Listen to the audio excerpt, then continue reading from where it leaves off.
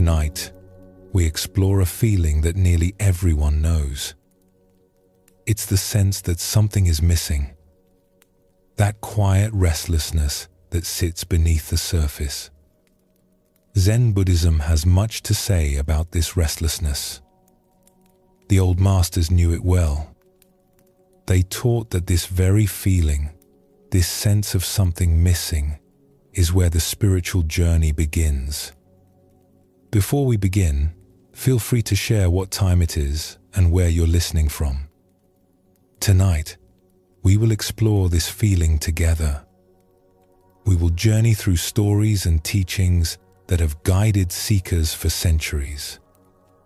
We will discover what this restlessness is really asking of us, and what becomes possible when we stop running from it. Perhaps it is right there, in the pause, that we may finally find peace. As we move through these teachings, let your body settle wherever it is resting. Let your breath find its own rhythm.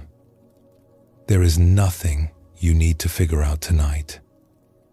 Simply listen and let these ancient stories carry you toward rest. Let's begin our journey together.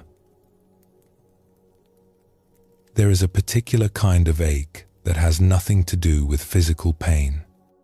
It lives somewhere in the center of us, quiet but persistent. We might feel it most in still moments, when the busyness falls away and we are left with ourselves. It is the sense that something essential is missing, even when we cannot say what. Most of us learn early to push this feeling away. We keep busy. We reach for the next thing. And sometimes the ache does ease, for a while. But it always returns, reminding us that something remains unsettled. Zen teaches us that this restlessness is not a mistake. It is not a sign that something has gone wrong with us. The Buddha himself spoke of this ache as the beginning of awakening. It is the soul's quiet recognition that our ordinary strategies for happiness are not quite reaching the place that needs to be reached. Something deeper in us is asking for attention. Buddhism shows us that when we stop running from this feeling, when we turn toward it with curiosity instead of fear, something begins to shift. The hollow place is not an enemy. It is a messenger. And if we can learn to listen to what it is asking, we may discover that it has been pointing us home all along. Let us explore a story that shows this truth. In a prosperous trading town beside a wide river, there lived a rice merchant named Saro. He had built his business over 20 years, starting with a single cart and a small amount of borrowed grain. Now he owned 3 large storehouses. He employed a dozen workers. Merchants from distant provinces knew his name and trusted his word. By any measure, Saro had succeeded. His home was comfortable and well furnished. His wife, Nara, was kind and capable. His 2 sons were growing strong and had begun learning the trade. The family ate well. They had money set aside for difficult times. When Saro walked through the market, people greeted him with respect. And yet, there were nights when Saro could not sleep. He would lie on his mat in the darkness, listening to the slow breathing of his wife beside him, and feel something pressing against his chest. Not pain exactly, more like an emptiness. A hollow space that all his success had not filled. He tried to ignore it at first. He was being foolish, he told himself. Ungrateful. So many people had less than he did. So many struggled just to feed their families. What right did he have to feel incomplete? But the feeling would not be argued away. It returned night after night, and sometimes during the day as well. He would be counting sacks of rice or negotiating with a supplier, and suddenly the hollow sensation would open up inside him, as if the ground beneath his life had developed a crack. He began to work harder, thinking that perhaps he was simply not busy enough. He expanded the business, taking on new contracts, opening trade with a town further down the river. The work filled his days and exhausted his body. But in the quiet moments, the emptiness remained. He tried other things. He bought his wife a beautiful silk robe, thinking that her happiness might cure his own restlessness. He arranged a feast for his workers, filling the storehouse with laughter and good food. He gave money to the temple and helped repair the bridge at the edge of town. Each act brought a small warmth, a moment of satisfaction. But the hollow place did not fill. One autumn evening, Saro was walking home late from the storehouse. The sun had set and the streets were nearly empty. A cool wind carried the smell of wood smoke and dying leaves. He walked slowly, in no hurry to arrive home, where the emptiness would be waiting for him. Near the edge of town, he noticed an old man sitting by the road. The man had a traveler's pack beside him and wore the simple clothes of someone who had been walking for many days. His hair was white, his face deeply lined, but his eyes were clear and calm. Something made Saro stop. Perhaps it was the stillness of the old man, the way he sat as if he had nowhere else to be. Perhaps it was simply the strangeness of seeing a stranger at this hour, in this quiet part of town. The old man looked up and smiled. It was a gentle smile, without expectation. Saro found himself speaking. "Are you traveling far?" "I have been traveling a long time," the old man said. "Tonight I rest here. Tomorrow, who knows?" Saro nodded. He should continue home. There was no reason to stand here talking with a stranger. But he did not move. "You look troubled," the old man observed. His voice was kind, without judgment. Saro was startled. He had not thought his inner state was visible. He kept his concerns private, as a man in his position should. But something about the old man's gaze made pretense seem pointless. "I am not sure what troubles me," Saro admitted. "My life is good. I have worked hard and been fortunate. There is nothing I lack that I can name. And yet..." He trailed off, unable to find words for the hollow place. The old man nodded slowly, as if this was not surprising. "You have filled your storehouse with rice. But there is another storehouse you have neglected. One that rice cannot fill." Saro frowned. "What do you mean?" "You have spent 20 years building something outside yourself. A business, a reputation, a comfortable life. These are not bad things. But while you were building, something inside was waiting. Something that cannot be satisfied by success or possessions or even the love of family." The old man paused and looked at Saro directly. "Tell me, when the emptiness comes, where do you look for relief?" Saro thought about this. "I work more. I try to help others. I keep busy. And does it work?" "For a little while. Then the feeling returns." The old man smiled gently. "Of course it returns. You are looking in the wrong place. You are trying to fill an inner emptiness with outer things. It is like trying to satisfy thirst by painting pictures of water. The painting may be beautiful, but it will never quench the thirst." Saro felt something stir in his chest. a recognition. The old man was speaking of something he had sensed but never clearly seen. "Where should I look then?" he asked.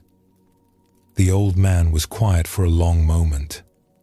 The wind rustled the leaves of the trees overhead. Somewhere in the distance, a dog barked.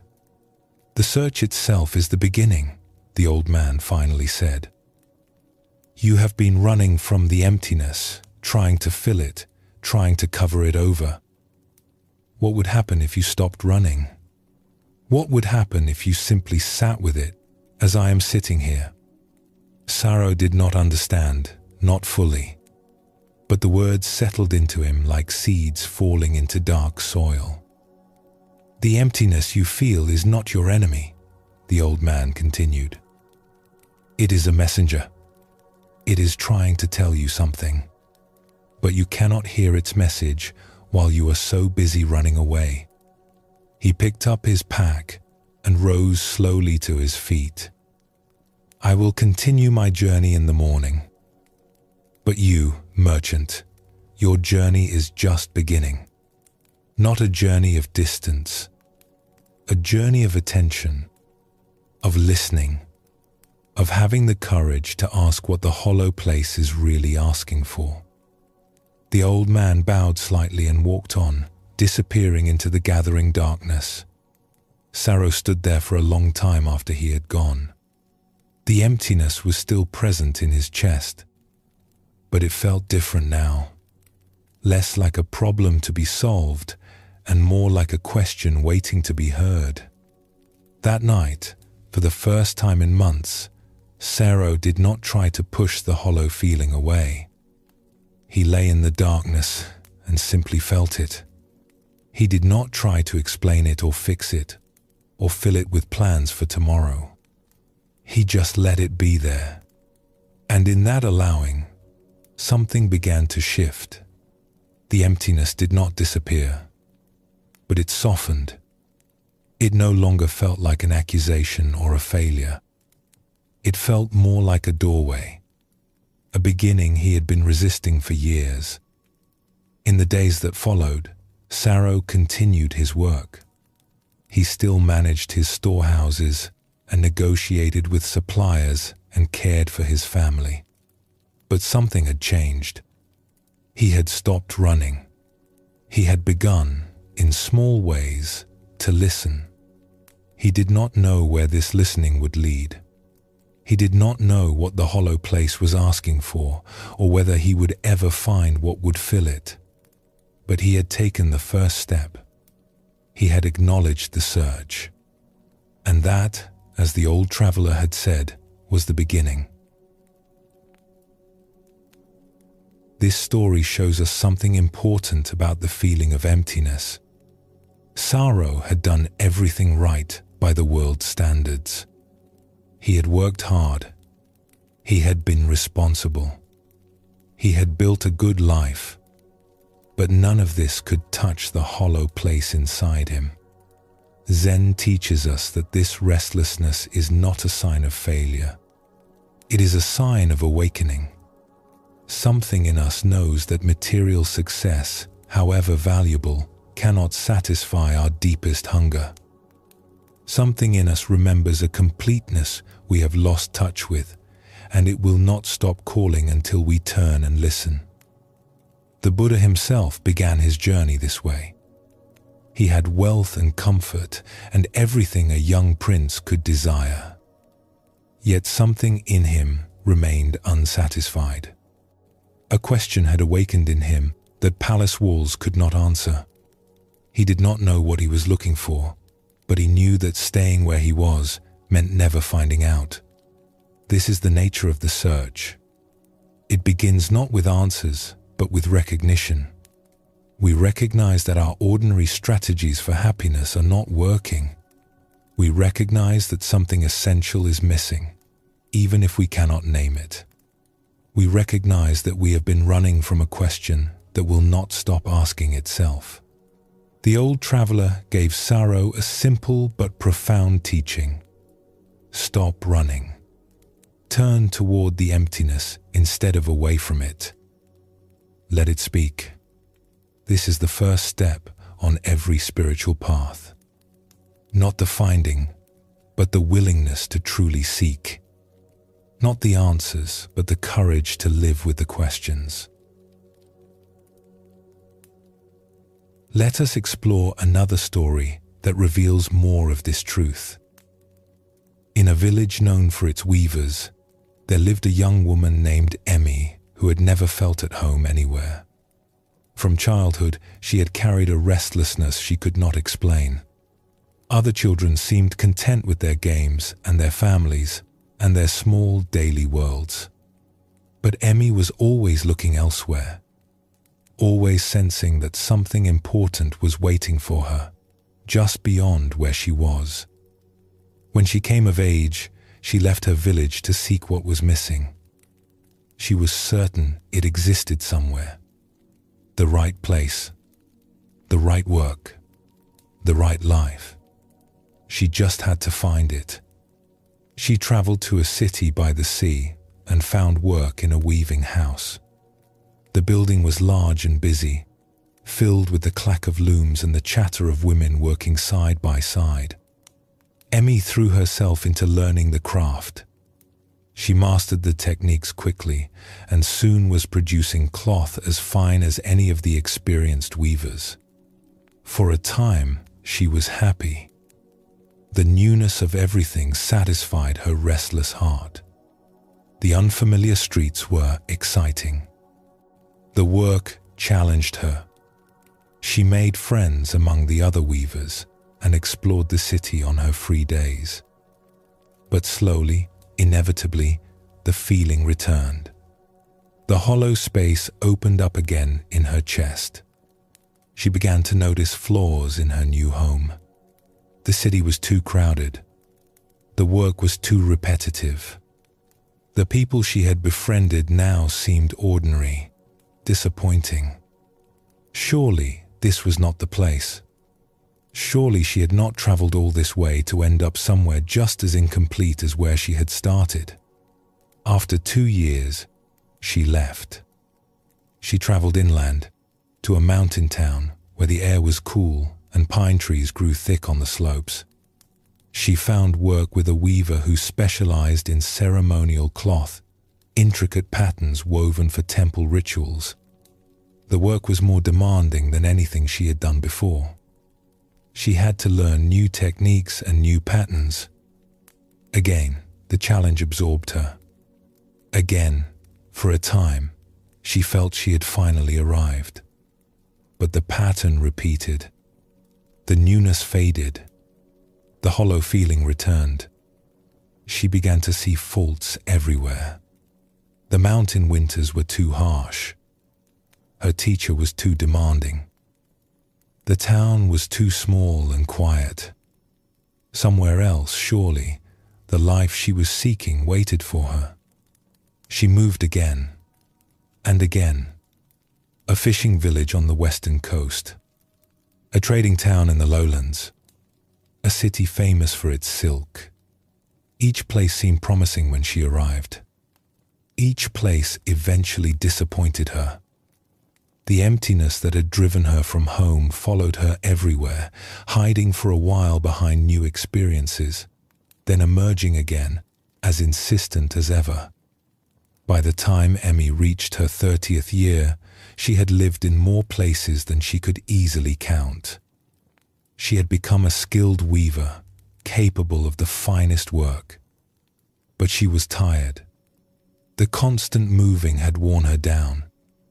She was beginning to suspect, though she resisted the thought, that perhaps the problem was not with the places she had been.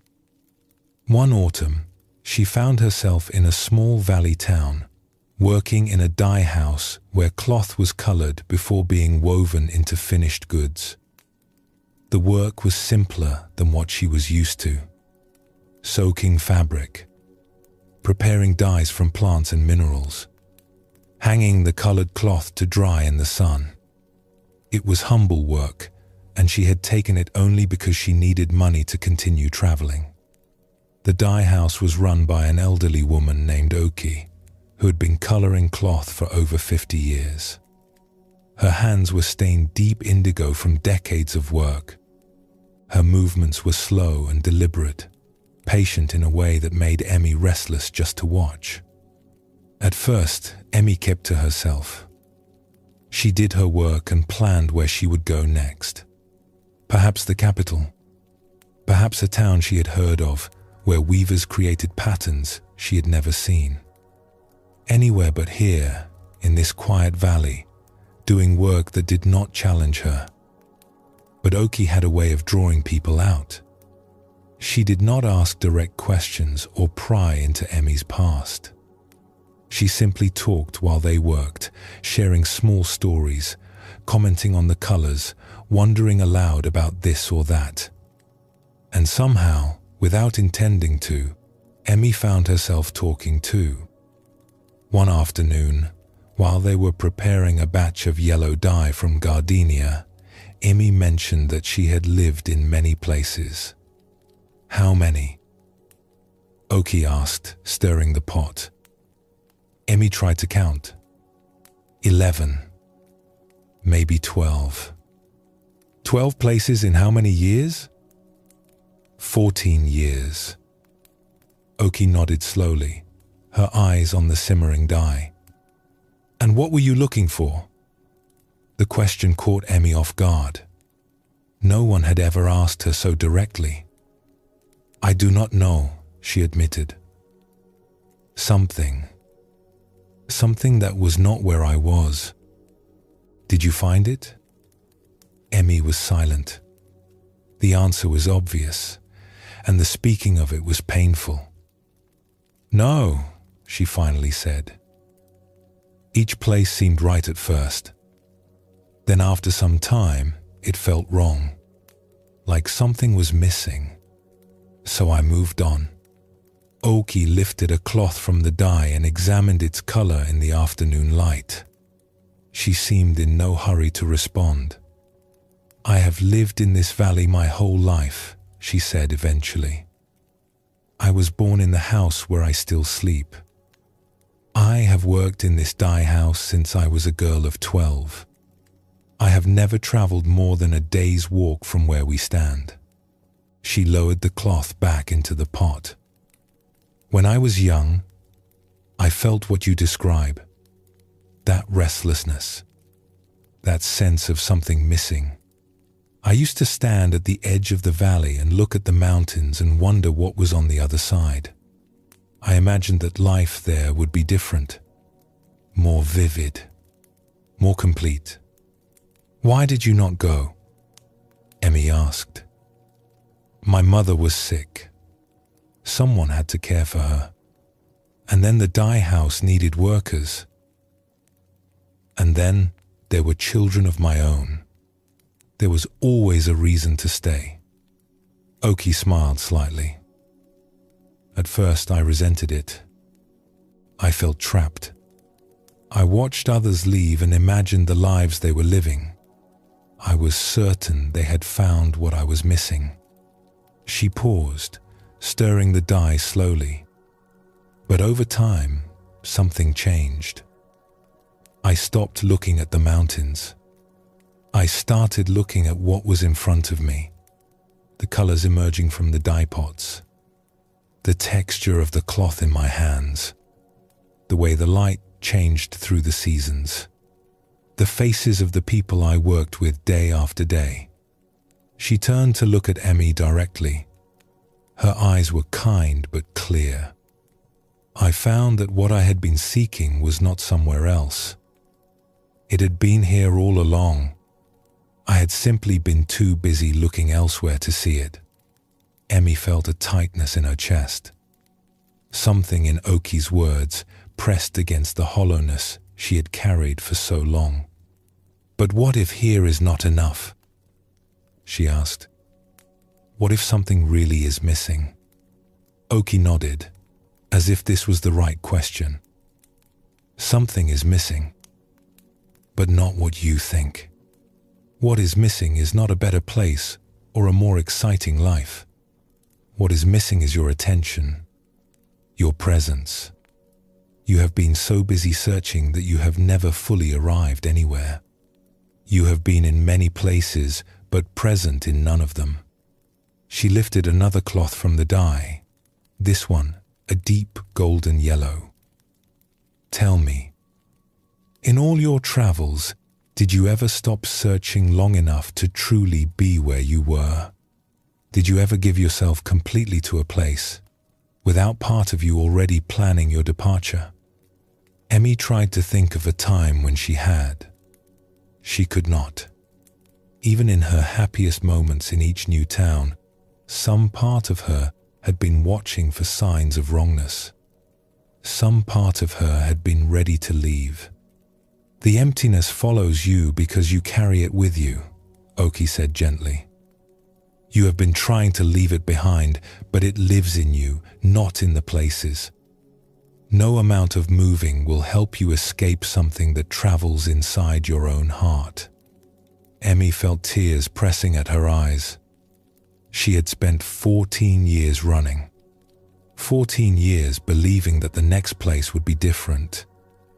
And here was this old woman who had never left her valley, telling her something she had always known but refused to see. "What do I do?" she asked, her voice small. Oki rinsed her hands in a basin of clean water.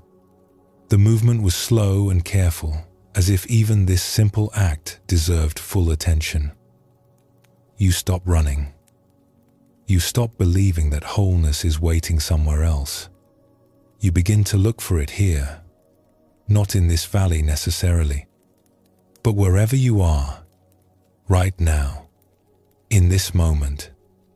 You give your full attention to what is in front of you and see if the emptiness is still so empty. She dried her hands on a worn cloth and looked at Emmy with something like affection. You are a fine weaver. I can see it in your hands. But you have never truly woven anywhere. You have always been half present, half gone. What would happen if you stayed? Not forever, but long enough to actually be here?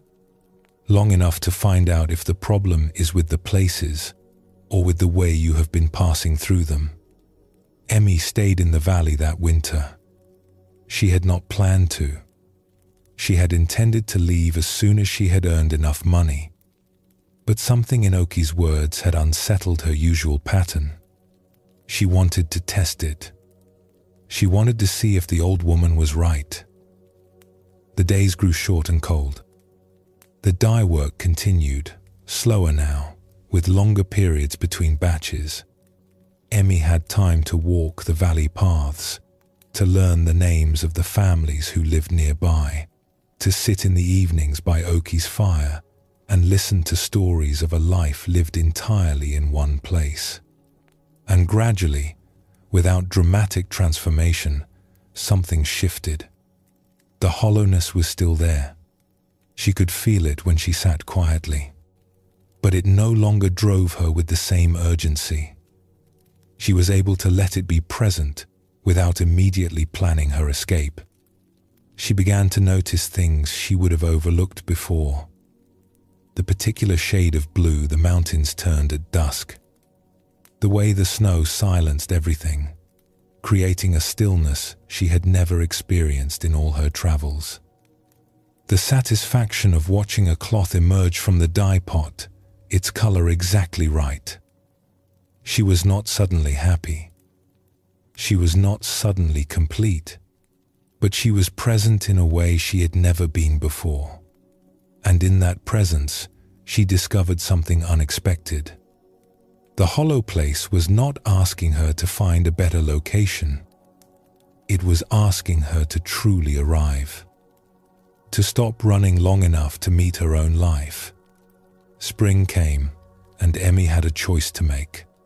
She could continue traveling, as she had always done, or she could stay. She stayed, not because the valley was perfect, not because she had found what she was looking for, but because she had realized something important.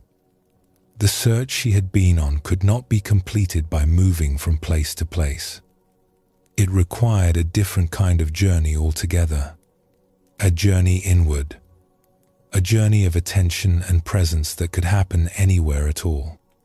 And that journey, she was only beginning. This story reveals another face of the search.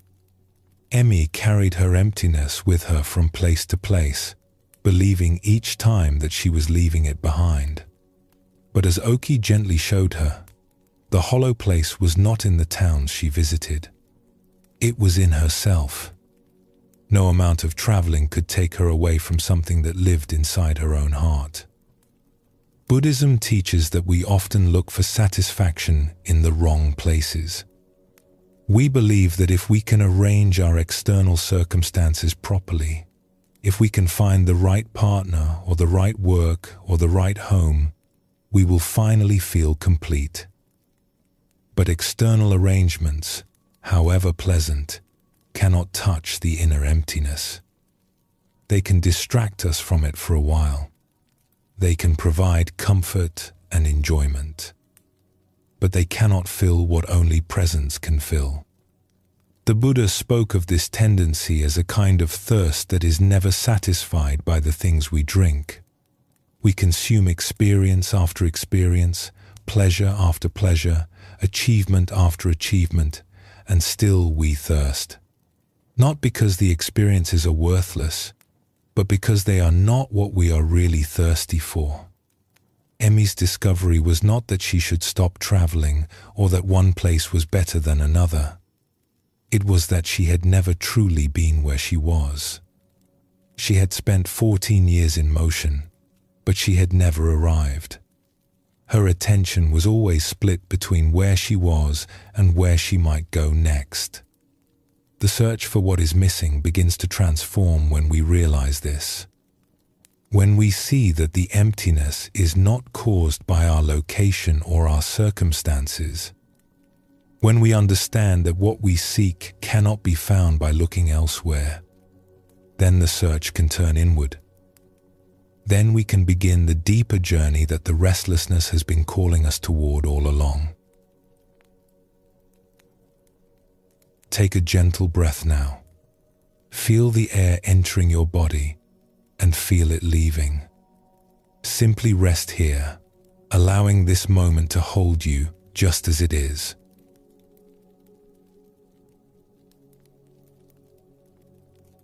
When the hollow place opens inside us, we naturally look around for something to fill it. This is what humans do. We feel an emptiness, and we reach for something outside ourselves to ease it. A possession, a position, a change in circumstances. We believe that if we can just arrange the outer world properly, the inner ache will finally quiet. The Buddha observed this tendency with great compassion. He saw how we grasp at pleasures, at status, at material comforts, believing each one will bring the peace we seek. And he saw how this grasping leads not to satisfaction, but to more grasping. We get what we wanted, and for a moment we feel relief. Then the emptiness returns, and we reach for something else. Zen calls this the endless search. We look outward because it seems easier than looking inward. The outer world is visible, tangible, something we feel we can control. But Buddhism teaches us that what we seek cannot be found in external things.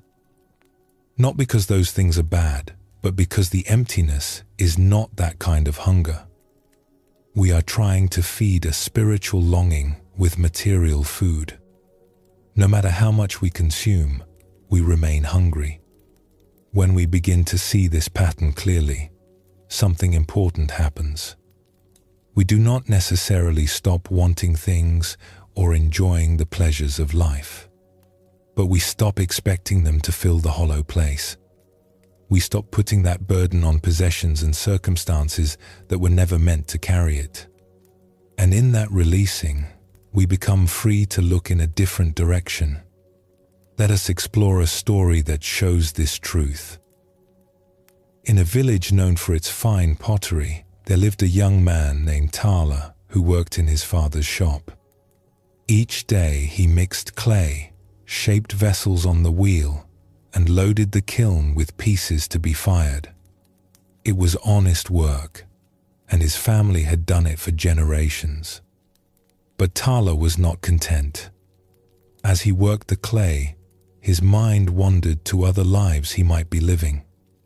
He watched the merchants who came to buy pottery and imagined their freedom, traveling from town to town, seeing new places, answering to no one. He watched the local magistrate pass through the village in his fine robes and imagined the respect such a position would bring. He watched the wealthy landowner whose fields stretched across the valley and imagined never worrying about money again. His hands shaped bowls and cups, but his thoughts shaped fantasies of different lives. If only he were a merchant. If only he had power. If only he were rich. Then he would be happy. Then the restless feeling that followed him through his days would finally ease. His father noticed the faraway look in Tala's eyes, the sighs that escaped him as he worked. One evening, after the shop had closed and they sat together cleaning their tools, his father spoke. "You seem troubled, son. Your hands do good work, but your heart is not in it." Tala hesitated. He did not want to seem ungrateful. His father had taught him everything, had given him a trade that would support him all his life. But the truth pressed against his chest, demanding to be spoken. "I look at my life," Tala said slowly, "and I see the same days repeating forever. The same clay, the same wheel, the same village. I watch others pass through with their different lives, and I wonder what it would be like to be them. The merchant who goes where he pleases, the magistrate whom everyone respects, the landowner who never worries about his next meal." His father listened without interrupting. When Tala finished, the older man was quiet for a long moment. "When I was your age," he finally said, "I felt the same way. I looked at the potter's wheel and saw a prison. I looked at other men's lives and saw freedom. I believed that happiness was somewhere else, in some other circumstance I had not yet reached." "What changed?" Taylor asked. "I met a man who showed me something I had not seen. He was a traveler who came through the village, an old monk who had wandered for many years. I told him what I have just told you, that I wanted a different life, that I believed happiness was waiting somewhere else."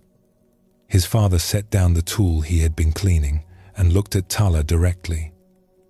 "The monk asked me a simple question. He said, 'If you became a merchant tomorrow, what would you feel after a year?' I told him I would feel free and happy.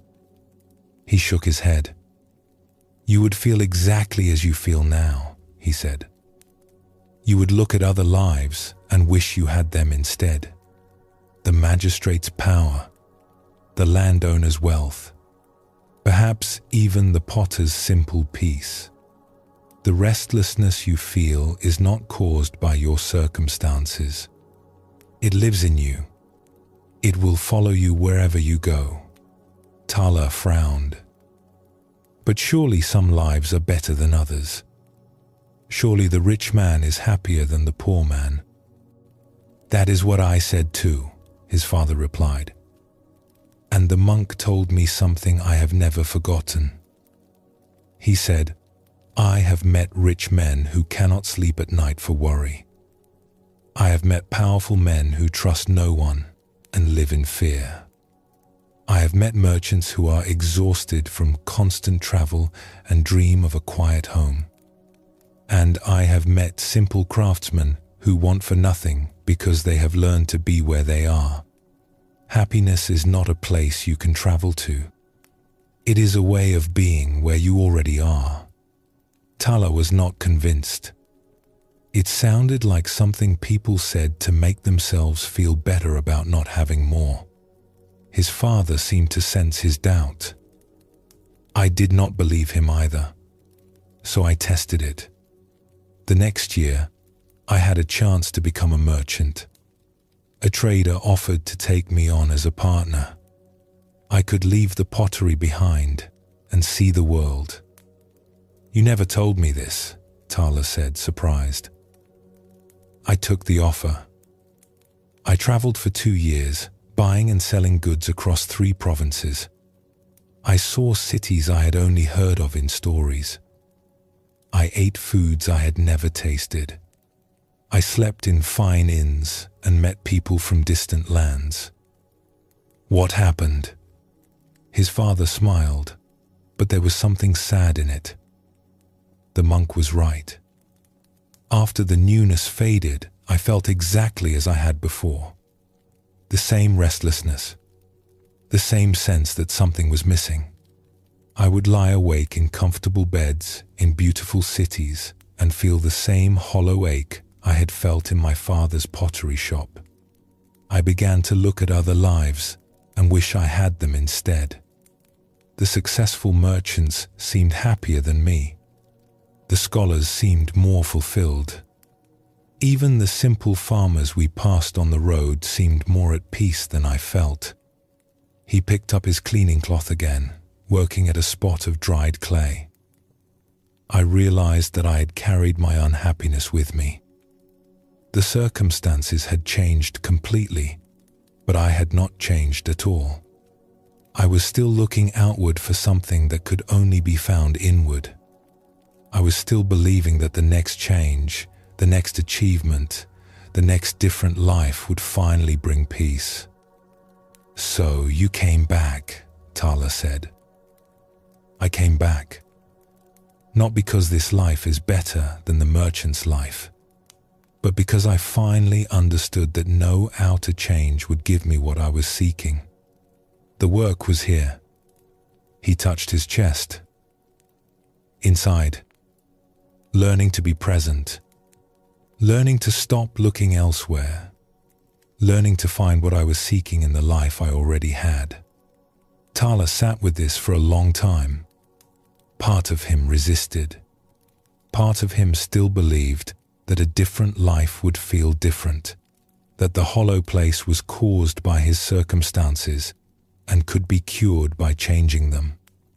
But another part recognized something true in his father's words. He had watched the merchants who came to buy pottery. They did not seem particularly happy. They haggled over prices, worried about their goods, complained about the roads and the weather. The magistrate, for all his fine robes, walked with a heaviness that suggested his position brought more burden than joy. The wealthy landowner was known throughout the village for his sour temper and his endless disputes with his neighbors. Perhaps his father was right. Perhaps the restlessness was not about where he was, but about how he was. Perhaps looking outward for peace was like looking for water in the sky while standing beside a well. He did not become content overnight. The fantasies of other lives still arose. The grass still looked greener elsewhere. But something had shifted. He had begun to suspect that the search he was on could not be completed by changing his circumstances. He had begun to wonder if the hollow place was asking for a different kind of attention altogether. In the years that followed, Tala remained at the pottery wheel. But he was not the same man who had shaped clay while dreaming of escape. He had begun the slower, harder work of learning to be where he was, of finding what he sought not in some imagined future but in the present moment, in the feel of clay beneath his hands, in the simple rhythm of work and rest. He never forgot his father's story. And when his own children grew old enough to work beside him, and he saw in their eyes the same faraway look he had once worn, he knew it would be his turn to share what he had learned. This story shows us how the outward search perpetuates itself. Tala believed his circumstances were the problem, that a different life would bring different feelings. His father's experience revealed the truth that Zen has always taught: we carry ourselves wherever we go. The restless mind does not become peaceful by changing locations or acquiring new positions. It becomes peaceful by changing its relationship to wherever it already is. The Buddha spoke often of this pattern. He called it the wheel of craving. We want something, we get it, we enjoy it briefly, and then we want something else. The wheel keeps turning because we keep believing that the next thing will finally satisfy us. But satisfaction does not come from getting. It comes from releasing the belief that getting will make us whole. This does not mean we should not have goals or enjoy the good things of life. Buddhism is not about deprivation or forcing ourselves to want nothing. It is about seeing clearly where peace actually comes from. When we stop expecting external things to fill the inner emptiness, we can enjoy them for what they are without burdening them with impossible expectations. We can appreciate a meal without needing it to make us happy. We can enjoy success without needing it to make us complete. The search for fulfillment through external things is exhausting because it never ends. There is always something more to acquire, some better circumstance to achieve, some other life that looks more appealing than our own. Zen invites us to step off this wheel, not by giving up on life, but by giving up on the belief that life must be different before we can be at peace. Let us explore another story that reveals more of this truth. In a city known for its artisans and traders, there lived a woman named Mina who had a gift for finding beautiful things. She had an eye that could spot quality instantly, and a memory for where rare items might be found. Over the years, she had filled her home with objects of remarkable beauty. There were ceramic bowls glazed in colors that seemed to glow from within. There were wooden carvings, so detailed that the figures seemed about to move. There were textiles woven with patterns passed down through generations of craftspeople. Each piece had been chosen carefully, sought out with patience, and acquired with satisfaction. Mina loved the moment of finding, the thrill of spotting something special in a crowded market stall, the negotiation with the seller, the walk home with the new treasure wrapped carefully in cloth. In those moments, she felt complete. The hollow place inside her that seemed to be her constant companion would quiet, and something like peace would settle over her. But the peace never lasted. Within days, sometimes hours, the old restlessness would return. The new acquisition would take its place among the others, becoming familiar, losing its shine. And Mina would find herself looking again, scanning the market stalls, asking traders about rare pieces, planning her next find. She knew, on some level, that this pattern was strange. Her home was already full. She had more beautiful objects than she could properly appreciate. Some sat on shelves she rarely looked at. Others were packed away in storage rooms because there was no space to display them. And yet, she kept searching, kept acquiring, as if the next piece would finally be the one that satisfied her for good. One autumn, a new shop opened near the central market. It was run by an elderly woman named Akari, who had traveled widely in her youth and collected objects from distant lands.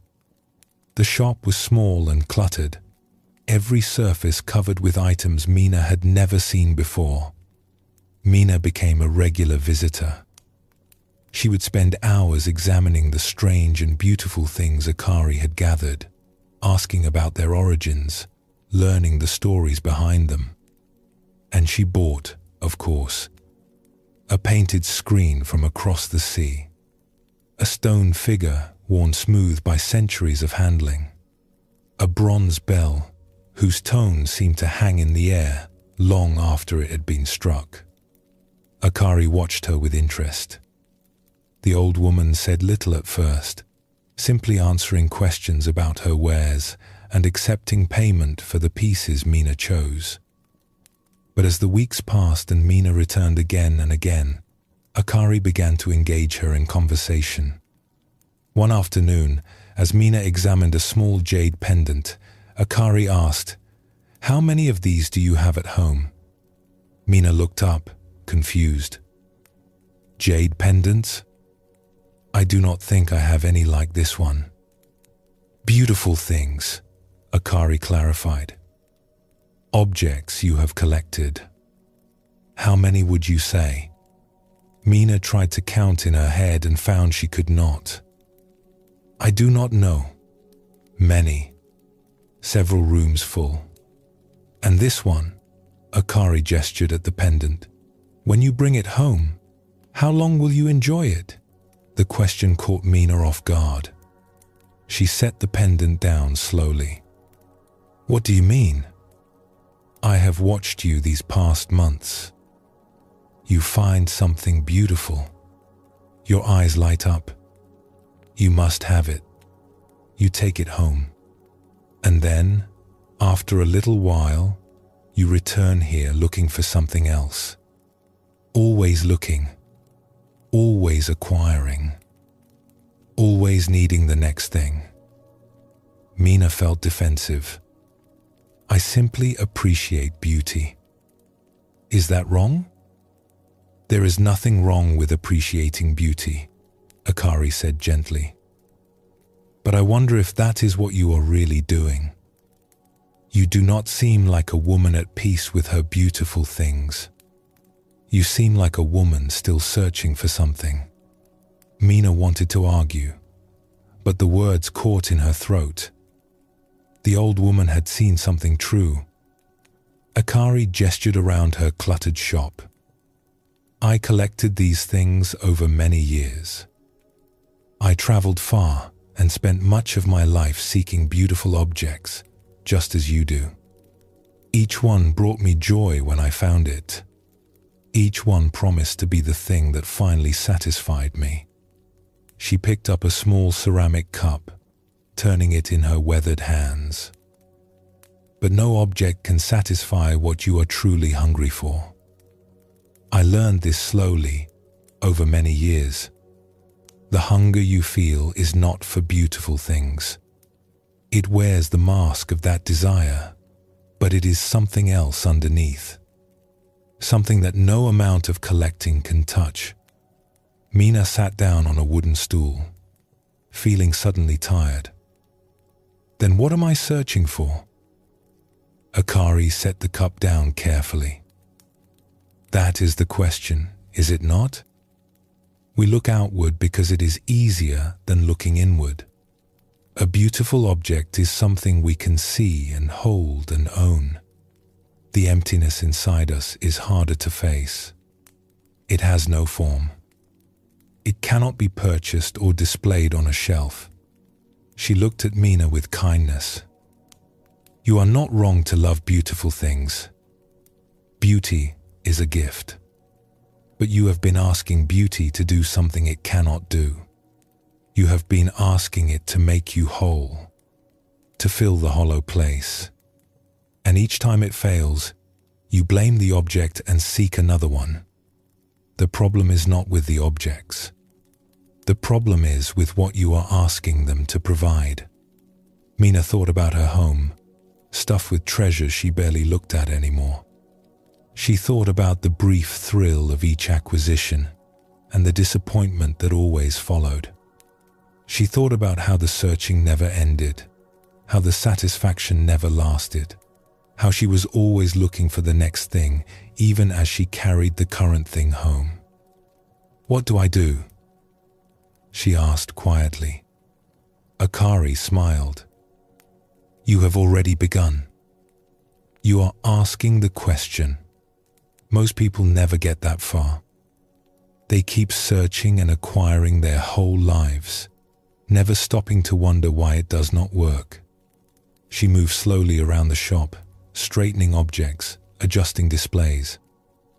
The next time you feel that pull toward a beautiful thing, pause.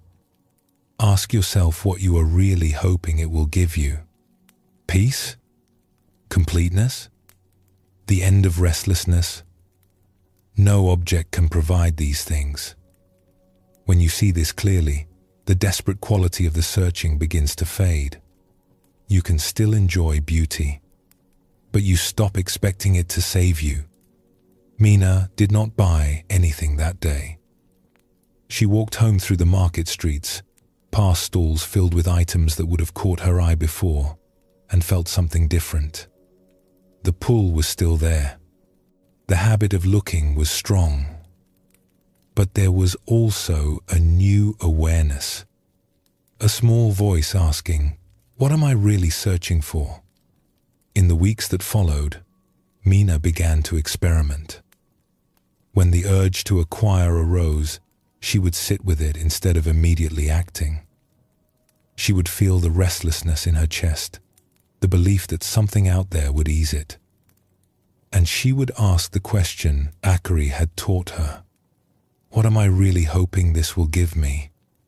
The answer was always the same. Peace, completeness, an end to the endless wanting. And when she saw this clearly, the power of the urge would soften. Not disappear entirely, but loosen its grip. She began to see that she had been asking the wrong question all along. Not which beautiful thing should I acquire next, but why do I believe acquiring will help? She visited Akari often that winter. Not to buy, but to talk. The old woman had walked this path before her and knew its turns. The search outward is not bad, Akari told her once. It is just incomplete. We have to look outward for a while to discover that what we seek is not there. Every beautiful thing you collected was a teacher. Each one showed you that acquisition does not satisfy. You needed many teachers before you were ready to learn the lesson. Mina began to look at her collection differently. The objects were still beautiful, but they no longer carried the weight of her expectations. They were simply what they were. Bowls and carvings and textiles. Pleasant to look at, but not responsible for her happiness. And in that releasing, something unexpected happened. She began to actually see them for the first time. Without the desperate need for them to provide something, she could appreciate what they actually offered. The grain of the wood, the depth of the glaze, the patience of the weaver who had created each pattern.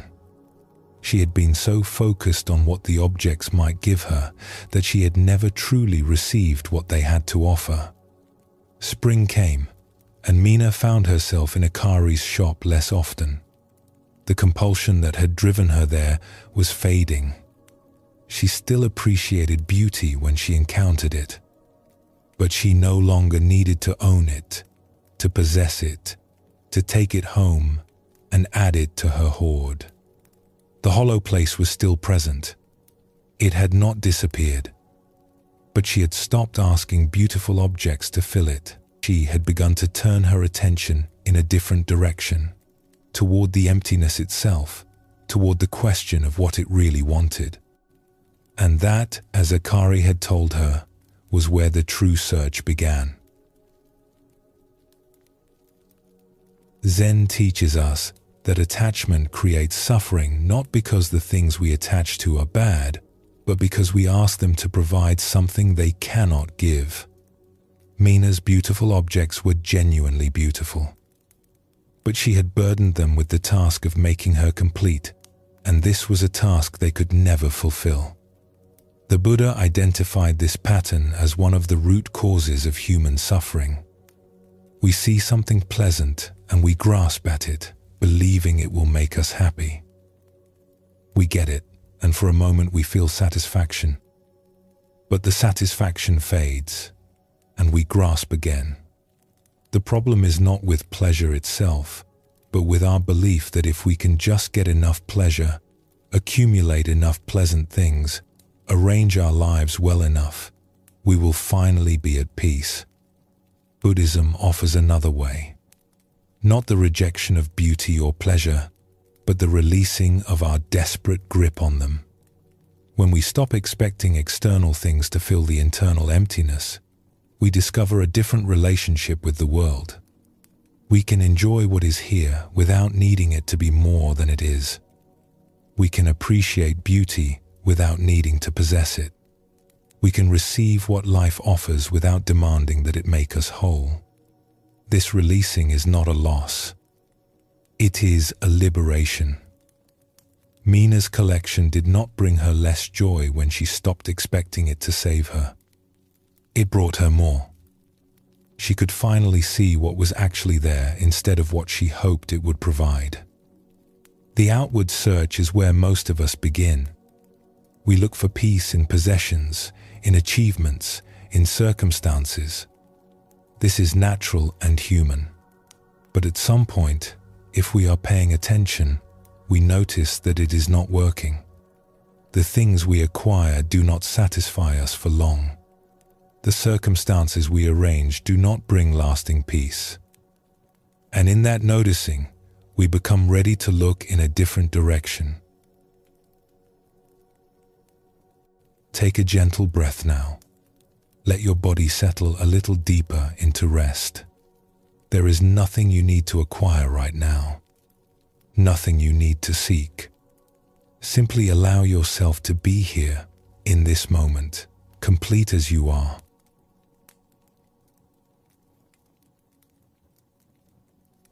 There is a tiredness that comes not from work but from wanting. We may not notice it at first. The desire for more, for better, for different, feels like energy. It drives us forward, keeps us striving, gives our days a sense of purpose. But underneath this forward motion, something is being spent. The constant reaching depletes us in ways we do not see until we are exhausted. Zen teaches us that wanting itself is a kind of labor. Each desire we carry is a weight. Each hope that things will be different is a burden we shoulder. We may think we are simply living our lives, but we are also hauling an invisible load of wishes and expectations, fears and fantasies about how things should be. The Buddha spoke of this as a fundamental truth of human experience.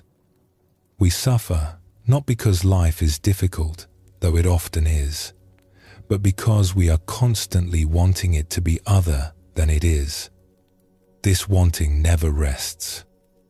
It follows us through our days, whispering that we do not have enough, that we are not enough, that peace lies somewhere ahead if we just keep reaching for it. Buddhism invites us to notice this weight, not to judge ourselves for carrying it, but simply to see how heavy it has become. When we recognize how much energy goes into wanting, we begin to understand why we are so tired. And in that understanding, we may discover the possibility of setting some of it down. Let us explore a story that shows this truth. In a village by the sea, there lived a fisherman named Ten, who was known for working harder than anyone else. He was the first to launch his boat each morning and the last to return each evening. While other fishermen rested during storms or took days off to be with their families, Ten was always planning, always preparing, always thinking about the next catch. He had not always been this way. As a young man, he had fished the way his father had taught him, going out when conditions were good, resting when they were not, taking what the sea offered without grasping for more. It had been a simple life, and for a time, it had been enough. But something had shifted in him over the years. He had begun to notice what other fishermen brought in. He had begun to compare his catch to theirs, his boat to theirs, his nets to theirs. A small voice had started whispering that he should have more, that if he worked harder, tried new waters, used better equipment, he could finally get ahead. The voice grew louder as the years passed. One good catch was no longer satisfying because it could have been better. One successful season only raised his expectations for the next.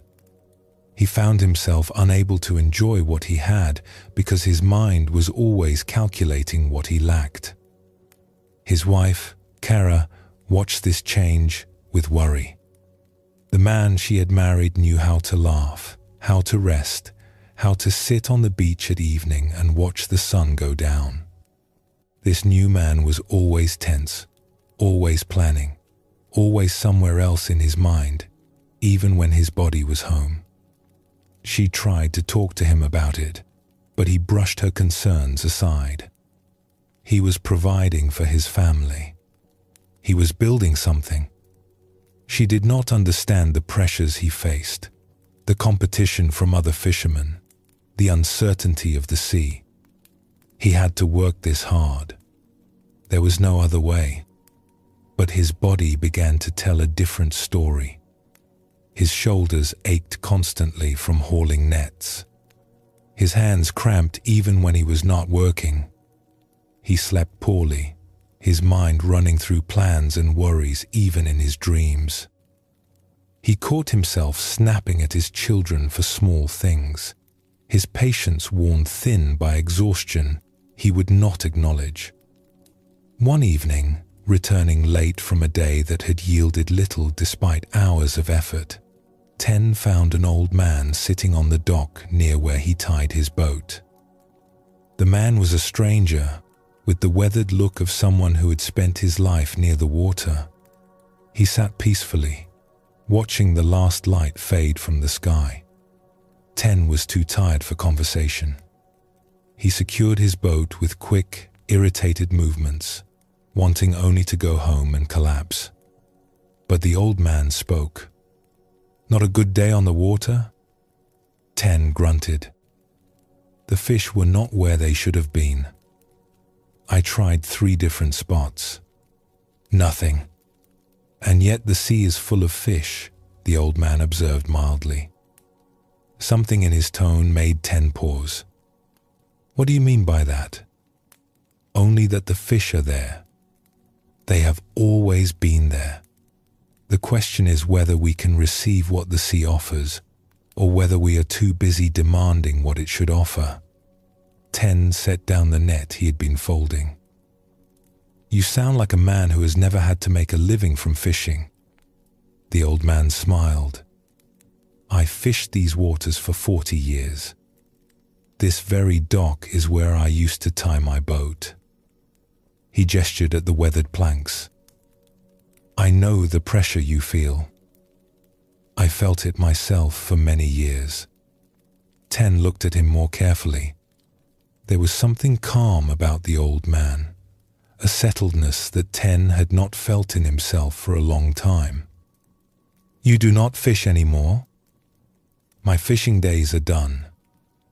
My body made that choice for me, eventually. But long before that, I learned something that changed how I worked." Despite his exhaustion, Ten found himself curious. "What did you learn?" The old man was quiet for a moment, looking out at the darkening water. "I learned that I was carrying 2 loads. One was the actual work of fishing, the nets, the boat, the early mornings, the physical labor. This load was heavy but honest.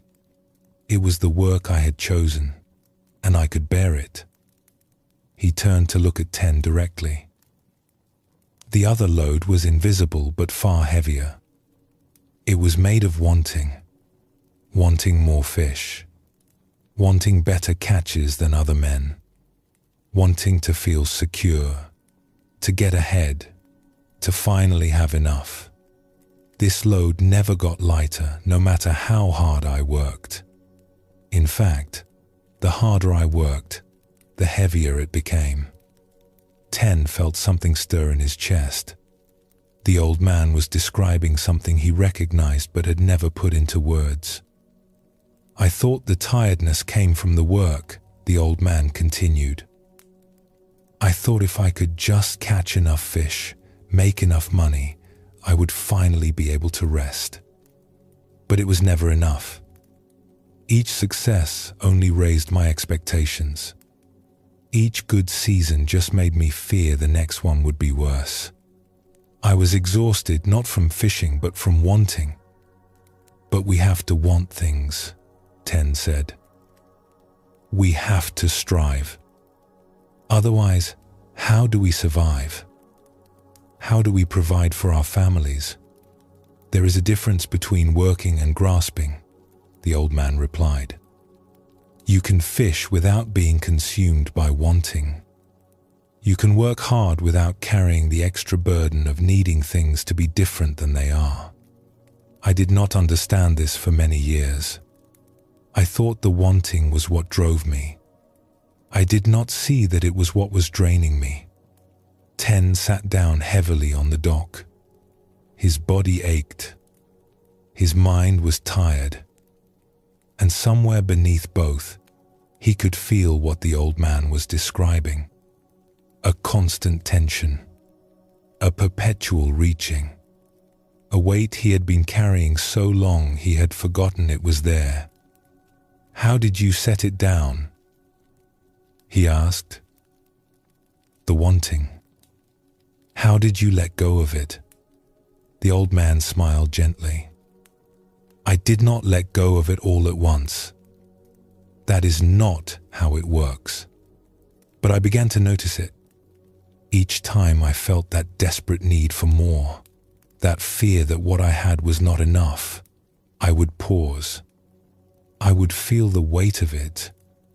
And sometimes, just in the noticing, it would lighten a little.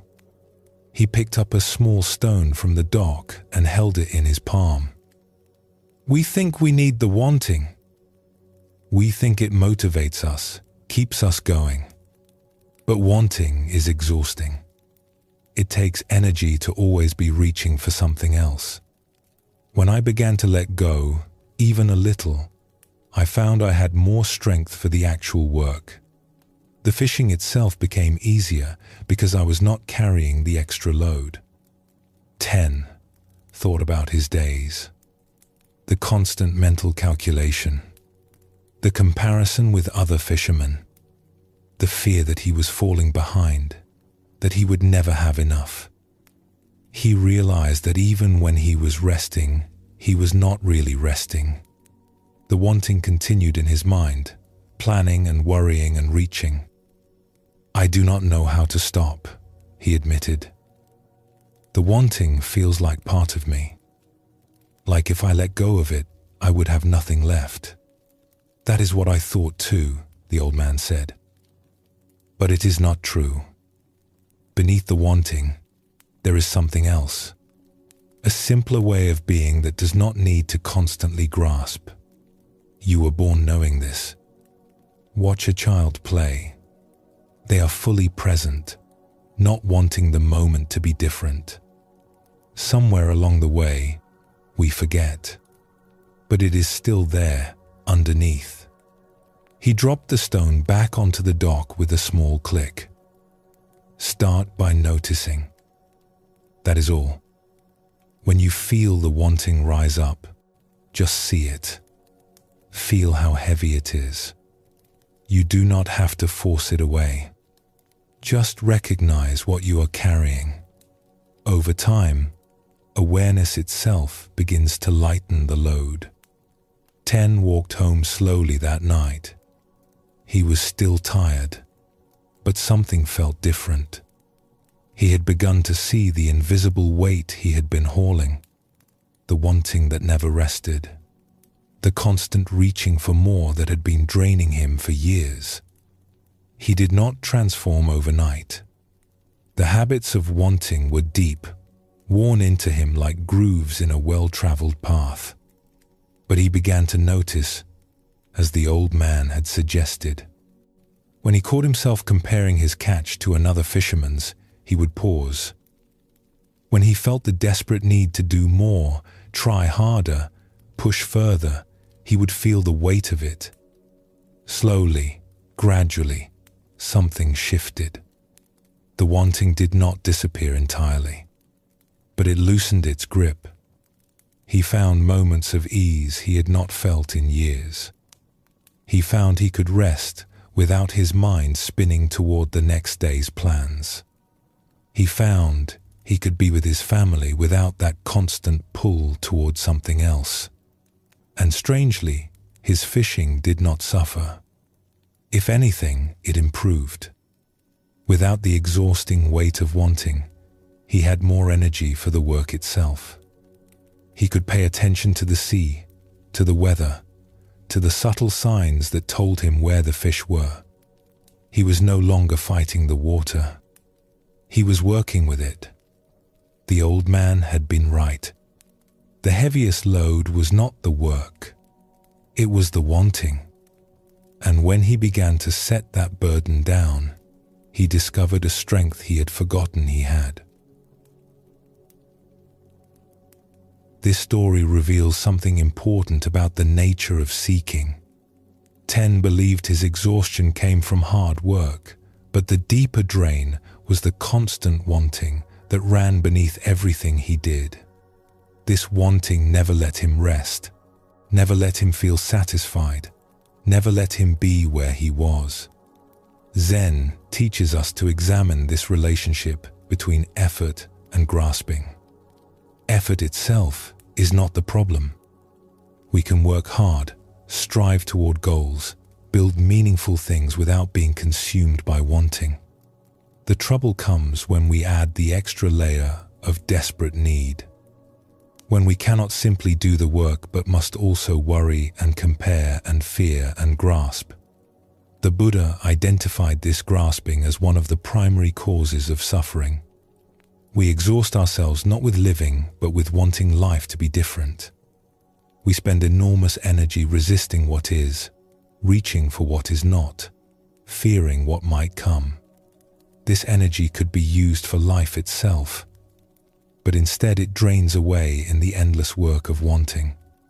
When we begin to notice this pattern, we discover something surprising. The wanting we thought was necessary, the grasping we believed motivated us, turns out to be a burden we can set down. Life does not fall apart when we stop desperately needing things to be different. Often, it becomes easier. The work is still there, but without the extra weight, we have more strength to do it. Let us explore another story that reveals more of this truth. In a monastery in the mountains, there lived a young monk named Jiro who wanted very badly to become enlightened. He had entered the monastery at 16, full of idealism and determination. He had heard stories of the old masters who had awakened to the truth, and he wanted that awakening more than anything. He threw himself into practice with fierce intensity.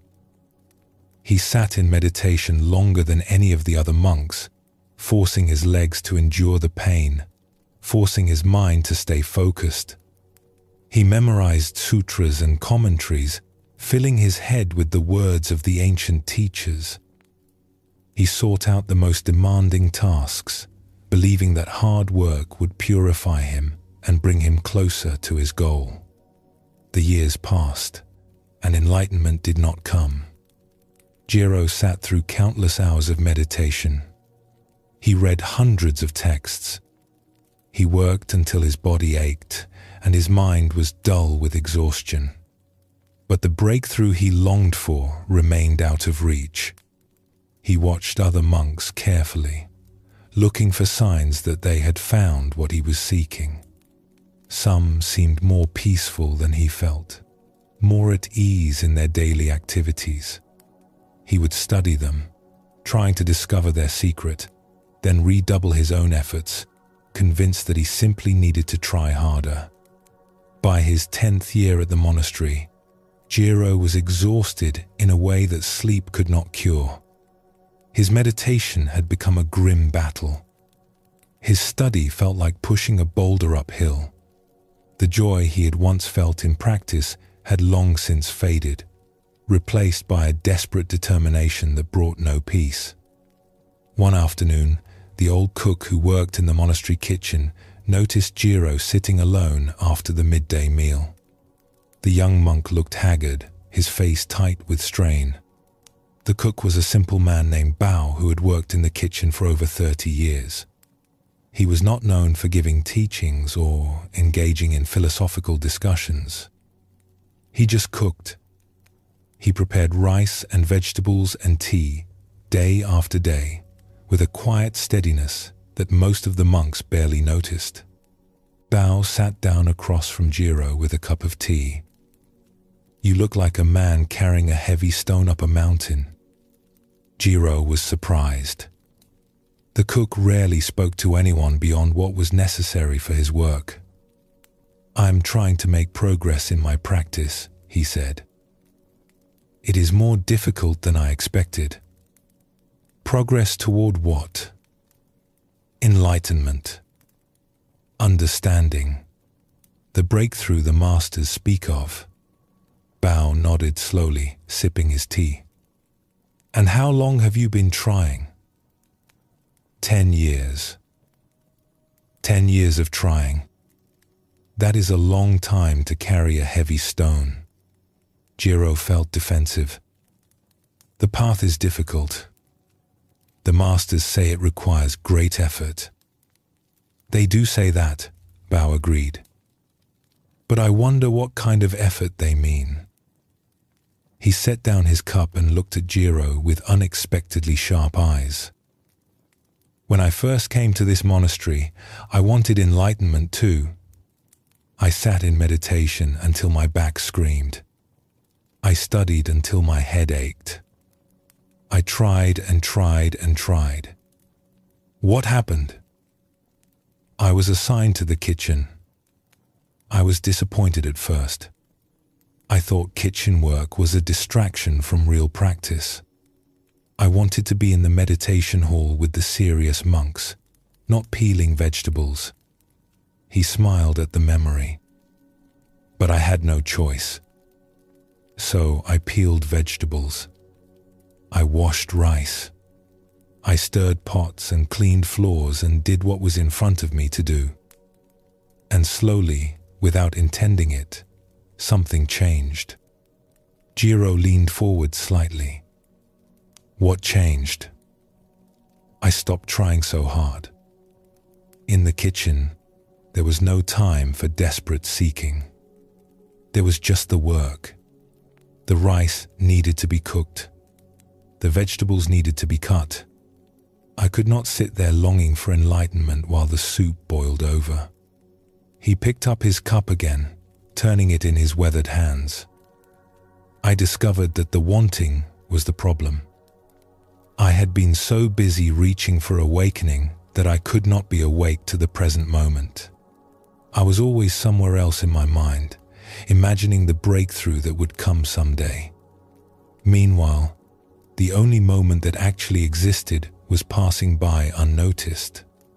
Jiro felt something loosen in his chest. The cook was describing exactly what he experienced but had never questioned. The constant reaching. The perpetual sense of being on the way to somewhere else.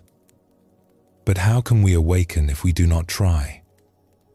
Jiro asked. "How can we progress if we do not make effort?" Bao considered this carefully. "There is effort and there is grasping. Effort is natural. You put wood on the fire and it burns. You plant seeds and they grow. This kind of effort flows with life. Grasping is different. Grasping is the desperate need to control the outcome. It is trying to force the fire to burn faster, trying to pull the seeds up to make them grow sooner. He gestured toward the kitchen behind them. When I cook, I make effort.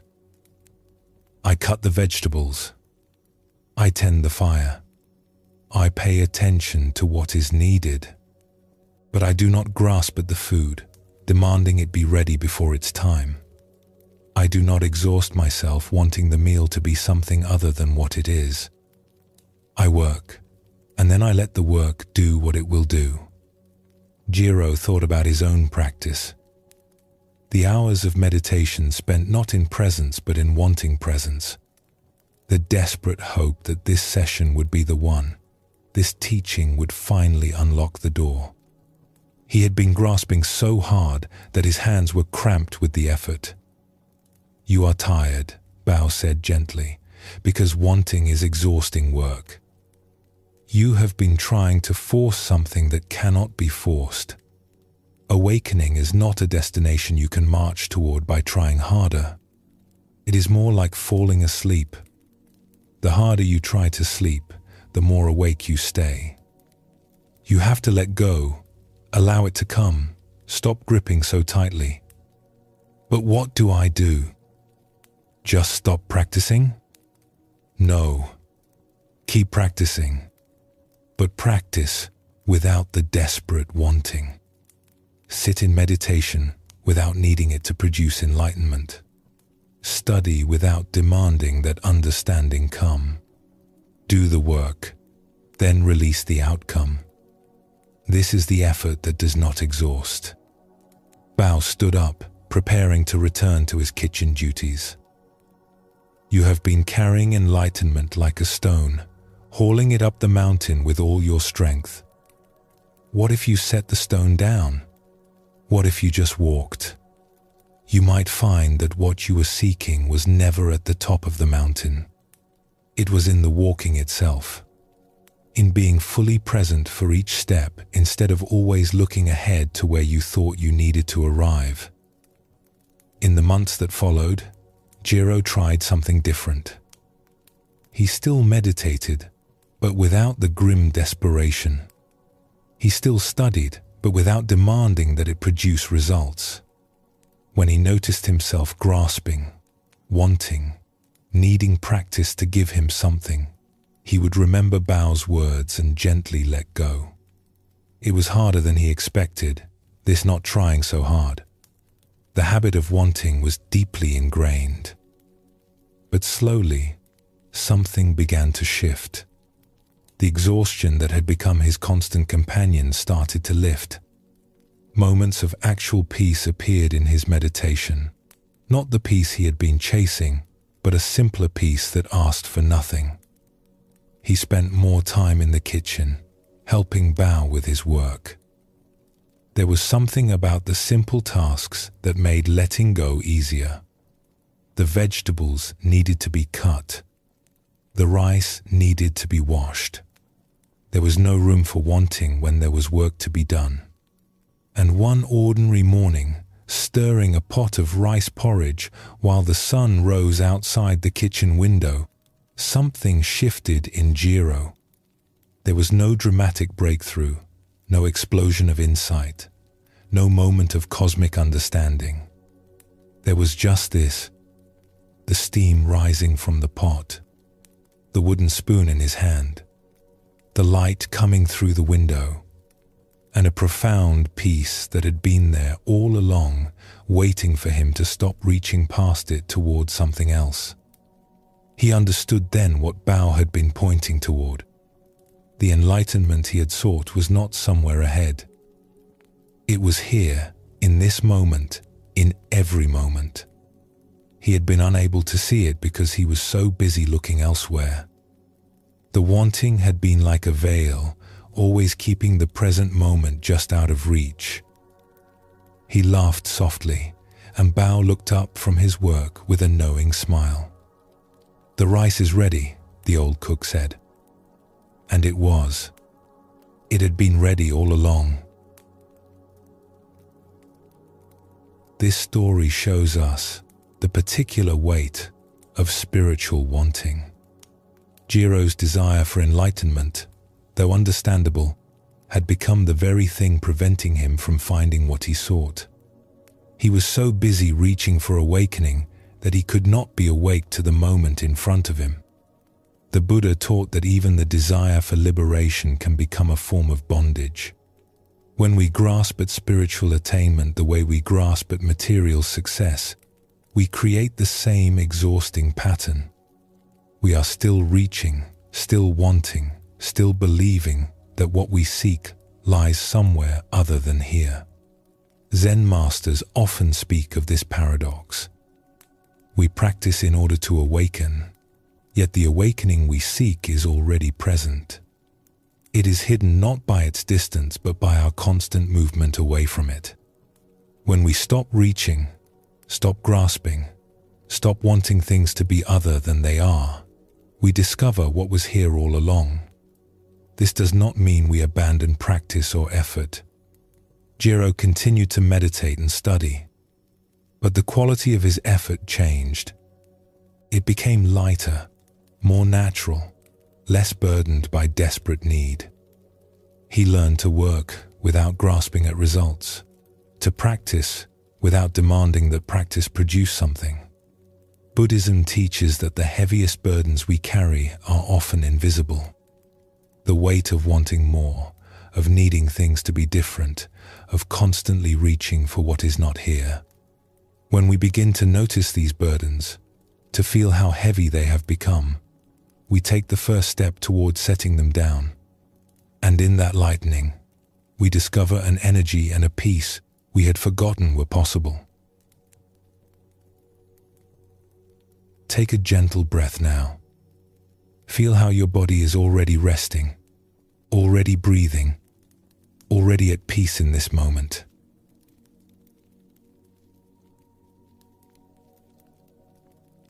There is a strange paradox at the heart of seeking. The very act of searching can become what keeps us from finding. We look so hard for what we want that we cannot see it when it appears. We strain so intensely toward a goal that we push it further away with each effort. Zen teaches us that this paradox runs through all of spiritual life. We seek peace, but the seeking creates agitation. We want to be present, but the wanting pulls us out of presence. We search for our true nature, but the searching implies it is somewhere other than here. The harder we look, the more we reinforce the belief that what we seek is missing. The Buddha understood this deeply. He spent years searching for liberation through extreme practices, pushing his body and mind to their limits. But awakening came only when he released the desperate striving. It came when he sat quietly beneath a tree and stopped trying to get somewhere. The searching had been necessary to bring him to that point, but it was the releasing that allowed him to arrive. Buddhism shows us that sometimes the kindest thing we can do is stop looking. Not forever, not in despair, but simply pausing the frantic search long enough to notice what is already here. In that pause, we may discover that what we have been seeking was never far away. It was simply hidden by the dust we raised in our hurry to find it. Let us explore a story that shows this truth.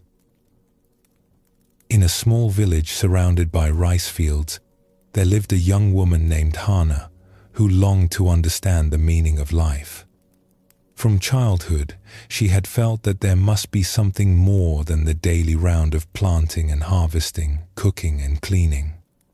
She watched the older villagers go about their routines and wondered if they had ever asked the questions that burned in her. She sought out the village elder, a woman respected for her wisdom, and asked her about the deeper truths. The elder smiled kindly but said only, "The rice needs planting. The children need feeding. This is life." Hana was not satisfied. There had to be more. There had to be teachers who knew the answers she was seeking, masters who had penetrated the mysteries she could only glimpse. She began to hear stories of a great teacher who lived in a distant city. People said he had attained profound realization and could guide students to awakening with a single word. They said his presence alone was enough to transform those who met him. They called him Master Wen, and his reputation had spread across many provinces. Hannah knew she had to find him. She saved money from her work in the fields. She prepared for a long journey. Her parents worried about her traveling alone, but they could see the determination in her eyes. They gave her their blessing and a small bundle of provisions. The journey took many weeks. Hannah walked through forests and over mountains. She crossed rivers and passed through towns she had only heard of in stories. She slept in temples and farmhouses, always asking about Master Wen, always following the trail of rumors and reports. Finally, she reached the city where he was said to live. It was larger than anywhere she had ever been, crowded with people and noise and activity. She asked everywhere for the great teacher, but no one seemed to know exactly where he could be found. She searched for days. She visited temples and meditation halls. She asked scholars and monks and ordinary people on the street. Some had heard of Master Wen. Some thought he had moved to another city. Some said he had died years ago. The stories contradicted each other, and Hannah grew confused and discouraged. One evening, exhausted and nearly out of money, she sat by a fountain in the center of the city. She had traveled so far. She had given up so much. And now it seemed the teacher she sought did not exist, or could not be found, or had never been what the stories claimed. An old man sat down beside her. He had a kind face and simple clothes, the look of someone who worked with his hands. He noticed her distress. "You seem troubled, young one. Are you lost?" Hannah laughed bitterly. "I have been lost since I arrived. I came seeking a great teacher, Master Wen, but no one can tell me where to find him. Perhaps he was never real." The old man nodded thoughtfully. "I have heard of this Master Wen. Many people come looking for him. They travel great distances, searching and searching." He paused. "May I ask what you hope he will give you?" Hannah considered the question. "Understanding. Wisdom. The answers to questions that have troubled me since I was a child. I feel there is something important I am missing, something that would make sense of everything. I thought a great teacher could show me what it is. And if you found this teacher and he gave you understanding, what then? Then I would be at peace. Then I would know how to live." The old man was quiet for a moment, watching the water fall in the fountain. "I will tell you something," he said, "but I'm not sure you are ready to hear it. Please, I have come so far. I will listen to anything. The teacher you are looking for cannot give you what you seek. Not because he lacks wisdom, but because what you seek cannot be given. It can only be recognized. And you cannot recognize it while you are so busy searching for it somewhere else." Hannah frowned. "I do not understand. You have traveled many weeks to find understanding. But understanding is not a place you can travel to. It is not a thing a teacher can hand you like a bundle of rice. It is something you already have but cannot see because you are looking too hard." He turned to face her directly. His eyes were bright and clear. "Tell me, in all your searching, in all your traveling, have you ever stopped? Have you ever sat quietly and asked what is here, right now, before you add all your wanting and seeking?" Hana realized she had not. Even in her quietest moments, her mind had been reaching forward, planning the next step of the search, hoping the next teacher or the next teaching would finally provide what she needed. "The great teacher you seek," the old man said gently, "is not hiding from you. But he cannot be found by seeking. The more desperately you search, the more you confirm to yourself that what you want is far away, that you do not already have it. Your searching creates the distance." He stood up slowly, preparing to leave. "Go home, young one. Not because the journey was wasted, but because it has brought you to this moment. Go home, and instead of seeking, try simply being. Sit with your questions without demanding answers. Let the search rest. You may find that what you traveled so far to discover was waiting for you all along, in the last place you thought to look." Hana wanted to ask more questions, but the old man bowed slightly and walked away into the evening crowd. She sat by the fountain for a long time, watching the water, feeling something shift inside her. The journey home was different from the journey out. She was not rushing toward anything. She was not hoping that the next village or the next conversation would provide what she needed. She simply walked, noticing the path beneath her feet, the sky overhead, the ordinary life happening all around her. And in that walking, without seeking anything, she began to notice something strange. Moments of peace would arise unexpectedly. A feeling of completeness would wash over her for no reason. She was not doing anything to create these moments. They simply appeared when she stopped trying to make them happen. When she finally reached her village, everything looked different.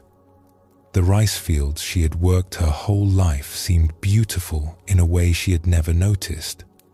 The faces of her neighbors, the sounds of children playing, the smell of cooking fires in the evening, all of it felt vivid and alive. She went to see the village elder, the woman who had once told her that planting rice and feeding children was life. The old woman looked at her with knowing eyes. "You did not find your great teacher," she said. It was not a question. "I found something else," Hana replied. "I found that I was looking so hard I could not see what was in front of me. I traveled all that way to learn that I needed to stop traveling." The elder nodded. "There is a teacher in this village. He has been here your whole life, but he does not announce himself. He does not gather students or give lectures. He simply lives quietly and waits for people to stop searching long enough to see him." Hana was surprised.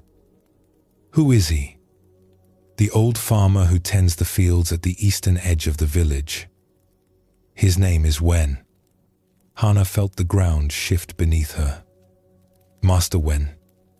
The great teacher she had traveled so far to find had been in her own village all along.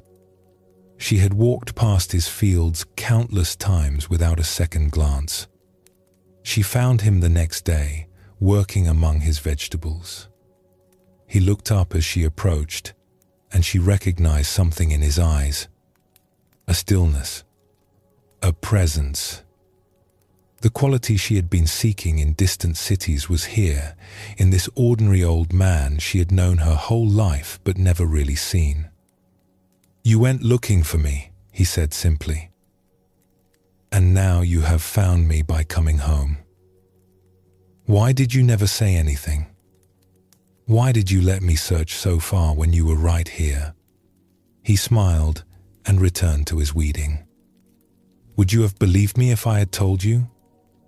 Would you have trusted a simple farmer in your own village to have what you sought? The searching was necessary. It taught you that what you wanted could not be found by searching. Now you are ready to receive what I could have told you years ago, but which you could not have heard." Hannah knelt beside him in the soil. What would you have told me? That the meaning you seek is not hidden somewhere else. It is here, in this moment, in the feel of earth beneath your hands, in the growing of plants, in the simple act of being alive and aware. You do not need to find it. You only need to stop overlooking it. He handed her a small trowel. The teaching is not complicated, but we make it complicated by searching for something complicated. We travel far when we need to arrive where we are. We seek in the extraordinary when the ordinary is enough. Hannah worked beside him in silence. The sun was warm on her back. The soil was cool and alive between her fingers. And in that simple moment, she understood what all her seeking had been unable to find. It had been here all along. She had just been too busy looking elsewhere to see it. This story reveals the central paradox of seeking. Hannah's search was not wrong. It was necessary, but it could only take her so far. The final step was not more searching, but the release of searching. She had to stop looking outward long enough to recognize what was present all along. Zen masters often teach through this kind of misdirection. They send students on long journeys, give them impossible riddles, let them struggle and search until they are exhausted. This is not cruelty. It is compassion. Some things cannot be told directly. They can only be discovered when we have worn out all our other strategies. The Buddha taught that we suffer because we do not see things as they are. We overlay reality with our concepts, our desires, our expectations. The search for truth is often just another overlay. We imagine awakening as something exotic, something far away, something different from ordinary life. This imagination keeps us from recognizing the awakeness that is already here, in this breath, in this moment. Buddhism shows us that the spiritual path is not about acquiring something new. It is about removing the obstructions that keep us from seeing what is already present. The searching mind is one of those obstructions. It assumes that what we seek is not here. It keeps us oriented toward the future, toward the elsewhere, away from the only place where presence can be found. Let us explore another story that reveals more of this truth. In a town famous for its musicians, there lived a young flute player named Zen who had studied since childhood. His technique was excellent. His teachers praised his skill. When he played alone, practicing in his room or walking through the forest, the music flowed from him naturally, effortlessly, as if the flute were playing itself. But Zen had a problem that caused him great frustration. Whenever he performed for others, his playing changed. The ease disappeared.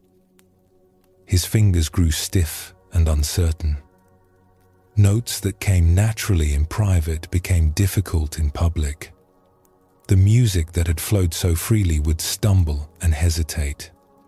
He tried everything to overcome this difficulty. He practiced more hours each day, drilling the difficult passages until his fingers were sore. He performed for small groups of friends, hoping to grow accustomed to being watched. He told himself there was nothing to fear, that the audience wanted him to succeed. None of it helped. The moment he felt eyes upon him, the natural flow vanished. His teacher, an old musician named Cho, watched this struggle with patient concern. She had seen this problem in other students. She knew that no amount of practice would solve it, because the problem was not in the fingers. One afternoon, she asked Zen to play for her. Just the two of them, in her small teaching room. Zen raised the flute to his lips and began. Almost immediately, the familiar tightness appeared. His shoulders tensed. His breath grew shallow. He was watching himself play, judging each note, worried about what his teacher was thinking. The music that emerged was technically correct, but lifeless. Cho listened until he finished, then sat quietly for a moment. "Tell me what was happening inside you while you played." Zen thought about it. "I was trying to play well. I was watching my fingers, making sure they hit the right positions. I was listening to the notes, checking if they sounded correct. I was thinking about what you might be noticing, what mistakes you might hear. And when you play alone in the forest, do you do all this?" "No. When I am alone, I just play. I do not think about it so much." Cho nodded. "This is your difficulty. When you play alone, you are simply playing. When others are present, you are doing something else. You are trying to play well. You are seeking a good performance. This seeking gets between you and the music." She picked up her own flute, an old instrument worn smooth by decades of handling. "Watch me. I'm going to try very hard to play well for you." She raised the flute and began. Her face was tight with concentration. Her shoulders were tense. She played the notes correctly, but there was something forced about the music, something stiff and effortful. Then she stopped and took a breath. Her shoulders dropped. Her face relaxed. "Now I am going to forget about playing well. I am just going to play." She began again. The same notes, the same melody, but everything was different. The music breathed. It flowed. It seemed to arise from somewhere deeper than technique, somewhere that had nothing to do with trying. "Do you hear the difference?" she asked when she finished. "Yes, but I do not understand how you did it. How do you stop trying when you know someone is listening?" Cho set down her flute carefully. "The trying is the problem. When you try to play well, you separate yourself from the playing. Part of you performs. Another part watches and judges. You become divided against yourself. The music cannot flow through a divided musician." She looked at him with kind, direct eyes. "You are seeking a good performance. This seeking creates tension. The tension blocks the natural flow. The more you want to play well, the less well you play. This is the trap you are caught in. Then what do I do? How can I perform without wanting to perform well?" "You cannot want to not want," Cho said with a slight smile. "That is just more seeking. Instead, you must give your attention to something else. When you play alone in the forest, where is your attention?" Zen considered. "On the music itself. On the sounds. On the feeling of the breath moving through the flute." "Exactly. Your attention is on what is happening, not on how it is being judged.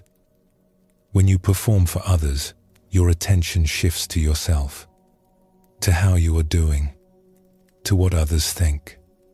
This shift is what ruins the playing." She handed him his flute. "Try something. Play for me again. But this time, do not try to play well. Do not think about me listening. Put all your attention on the sound itself. Listen to the music as if you were the audience, not the performer. Be curious about what sounds will emerge, as if you did not know." Zen was skeptical, but he raised the flute and tried. At first, the old habits pulled at him. He felt himself starting to watch, to judge, to try. But he kept returning his attention to the sound, to the feel of the breath, to simple curiosity about the next note. Something began to shift. The tension in his shoulders eased. His fingers found their positions without his directing them. The music began to flow in a way it never had when he was trying to make it flow. It was not perfect. He lost the thread several times when the trying mind crept back in. But there were moments, real moments, when the music played itself through him. When he finished, Cho was smiling. You see, the seeking was the obstacle. When you stopped seeking a good performance and simply attended to the music, the good performance arose by itself. This is the paradox you must learn to live with. The harder you try, the worse you play. The less you seek, the more you find. Zen practiced this new way of playing over the following months. It was not easy. The habit of trying, of seeking, of wanting to do well was deeply ingrained. But gradually, he learned to recognize when his attention had shifted from the music to himself. He learned to gently return to simple presence, to curiosity, to the sound itself. His performances began to change. Not overnight, and not perfectly. There were still times when the trying mind took over and the music suffered. But, more and more often, he was able to get out of his own way, to let the music play itself, to stop seeking and simply be present for what was happening. Years later, when students asked him how to overcome performance anxiety, he would remember what Cho had taught him. You cannot play well by trying to play well. The trying gets in the way. Give your attention to the music itself, not to how you are doing. Listen with curiosity instead of judgment. The good performance you seek will come when you stop seeking it. This is the secret that is not a secret. Everyone knows it, but knowing it is not enough. You must discover it for yourself, again and again, in each moment of playing.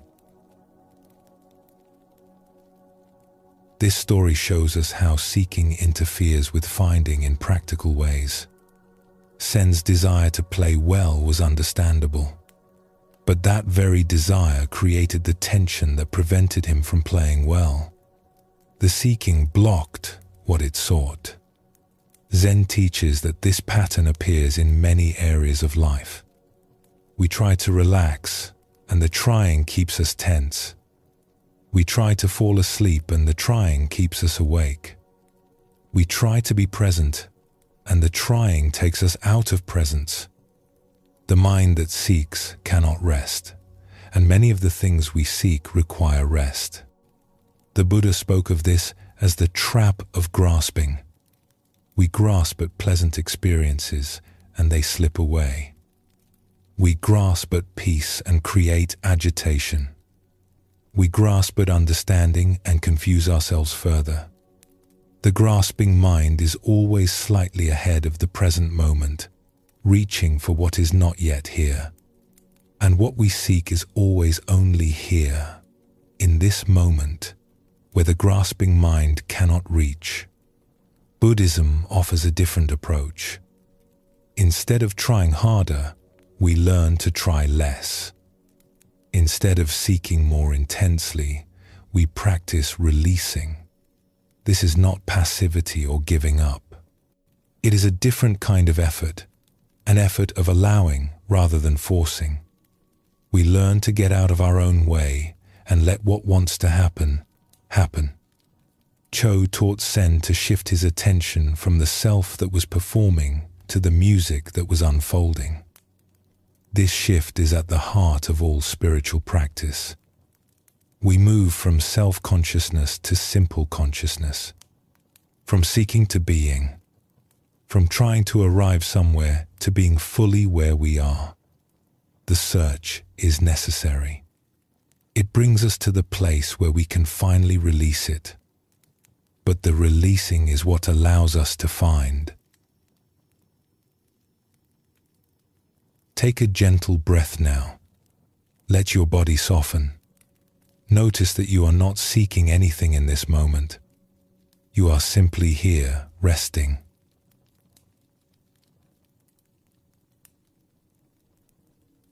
It takes a particular kind of bravery to stop searching. We are taught from childhood that effort is the answer to every problem.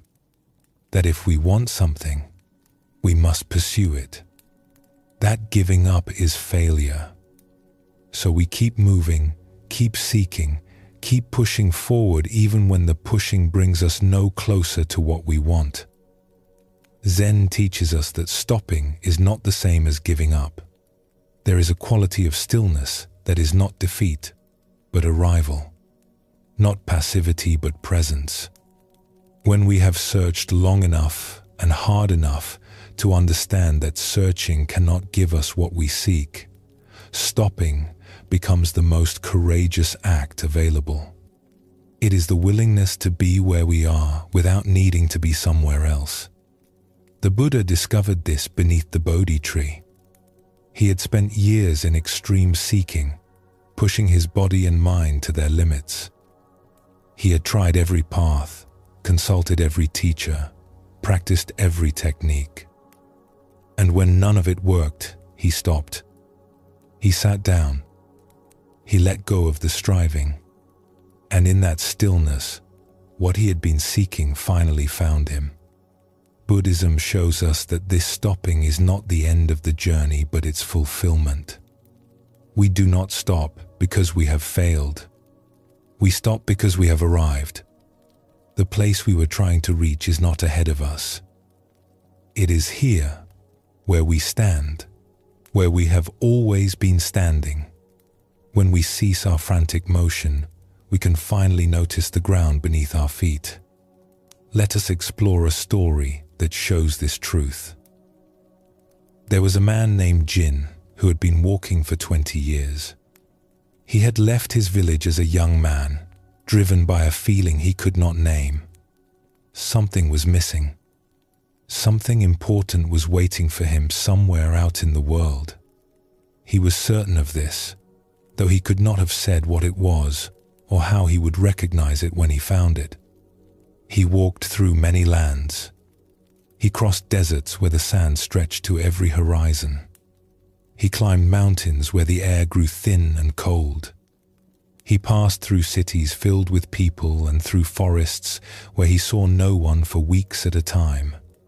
He worked when he needed money, rested when his body demanded it, and then continued on.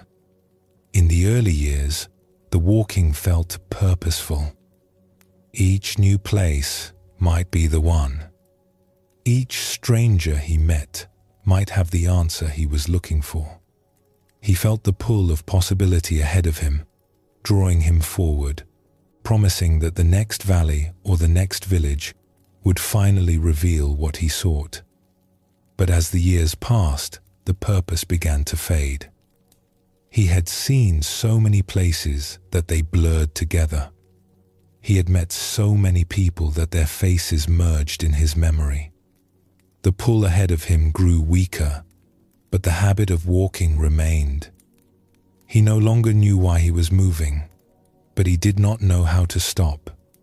By his 20th year of wandering, Jin was tired in a way that sleep could not touch. His body still moved. His feet still carried him forward. But something inside had grown heavy and dull. The feeling that had once driven him, that sense of something missing, had not gone away. If anything, it had deepened. 20 years of searching had brought him no closer to filling the hollow place. One evening, as autumn turned the leaves to gold and red, Jin found himself on a small road that wound through farmland. The sun was setting, casting long shadows across the fields. He had no destination in mind. He was simply walking because walking was what he did. His legs began to ache. His pack, though light, felt heavy on his shoulders. He looked ahead and saw more road, more fields, more of the same. And something in him finally broke. He sat down. Not at an inn or a temple or anyone's home. Just there, by the side of the road, among the tall grass and the last wildflowers of the season. He sat down because he could not take another step. Because 20 years of walking had led him nowhere. Because he was too tired to pretend anymore that the next place would be different. The sun continued to set. The shadows lengthened. Jin sat and watched the light change, feeling nothing in particular, wanting nothing. The hollow place was still there, but he no longer had the energy to run from it or fill it. He simply sat with it, the emptiness and the exhaustion and the fading light. He did not know how long he sat there. The sky grew dark. Stars appeared. The air turned cool. Still, he did not move. There was nowhere to go. Nothing to seek. Just this, the night and the grass and the great stillness that had descended when he finally stopped running. And in that stillness, something began to shift. It was subtle at first. A softening somewhere inside him. A releasing he had not known he was capable of. The hollow place was still there, but it no longer felt like a problem to be solved.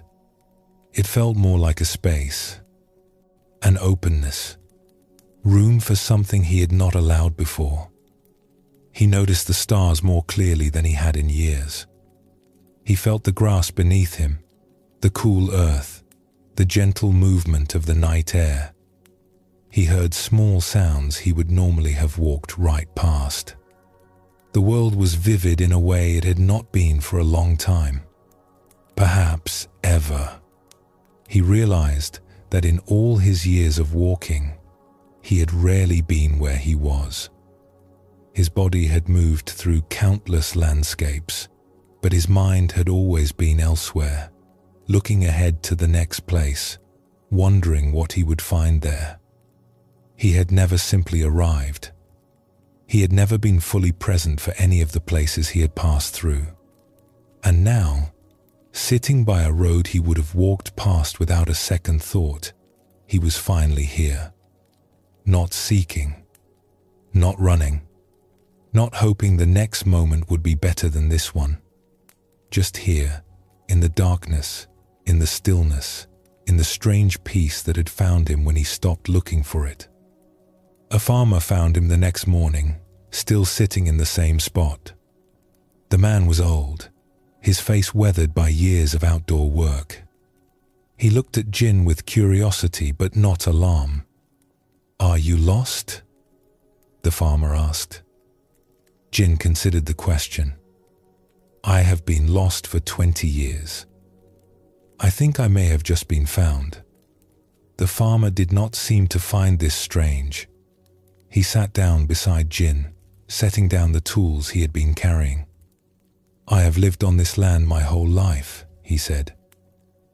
"I was born in the house just over that hill. I will probably die there too. Sometimes I wondered if I was missing something by staying in one place. Other men traveled. They saw things I never saw. I thought perhaps they knew something I did not know."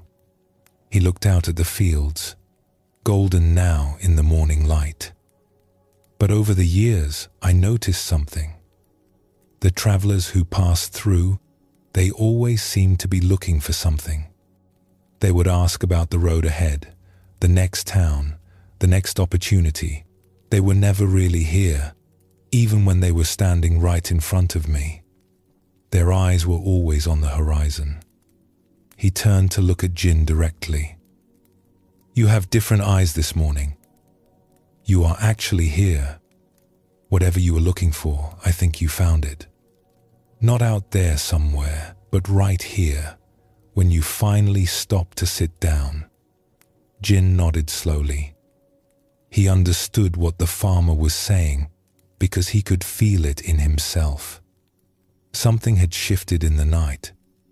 The endless seeking had worn itself out, and in the space it left behind, a different way of being had emerged.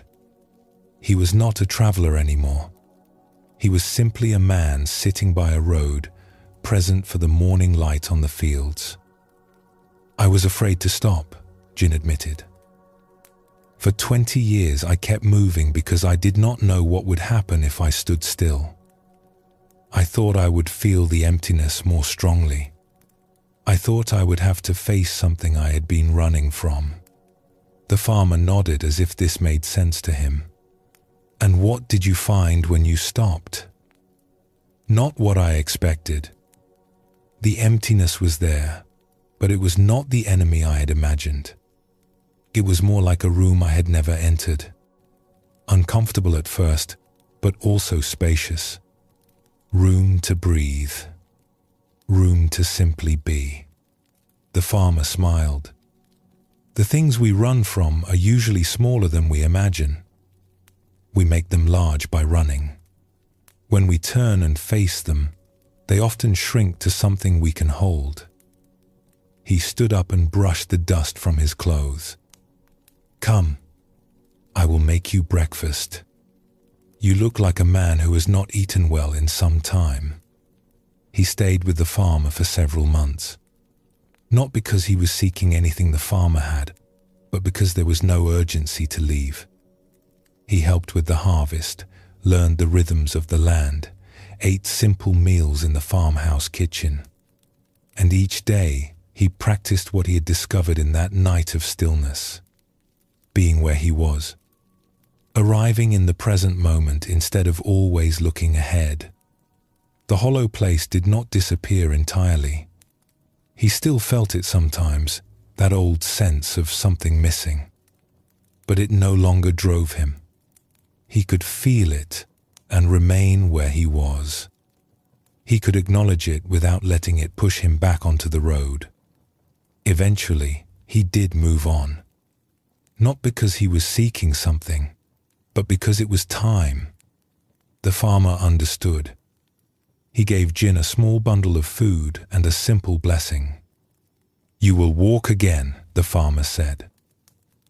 "But you are not the same man who sat down in my field. The walking will be different now." And it was. Jin traveled for many more years, but not in the old way. He was not running from emptiness or toward fulfillment.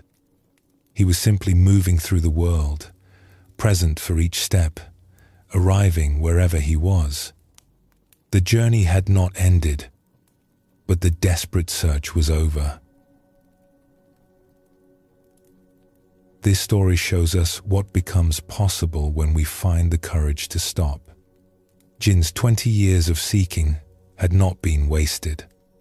They had brought him to the point where stopping was possible. They had exhausted the part of him that believed the answer lay somewhere ahead.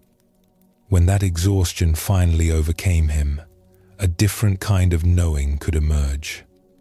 Zen teaches us that the spiritual path often looks like this. We seek and strive and push ourselves forward, and then one day we stop. Not because we have found what we were looking for, but because we have worn out our capacity to keep looking. And in that stopping, we discover that what we sought was never ahead of us. It was here all along, hidden by our constant motion. The Buddha called this realization the end of wandering.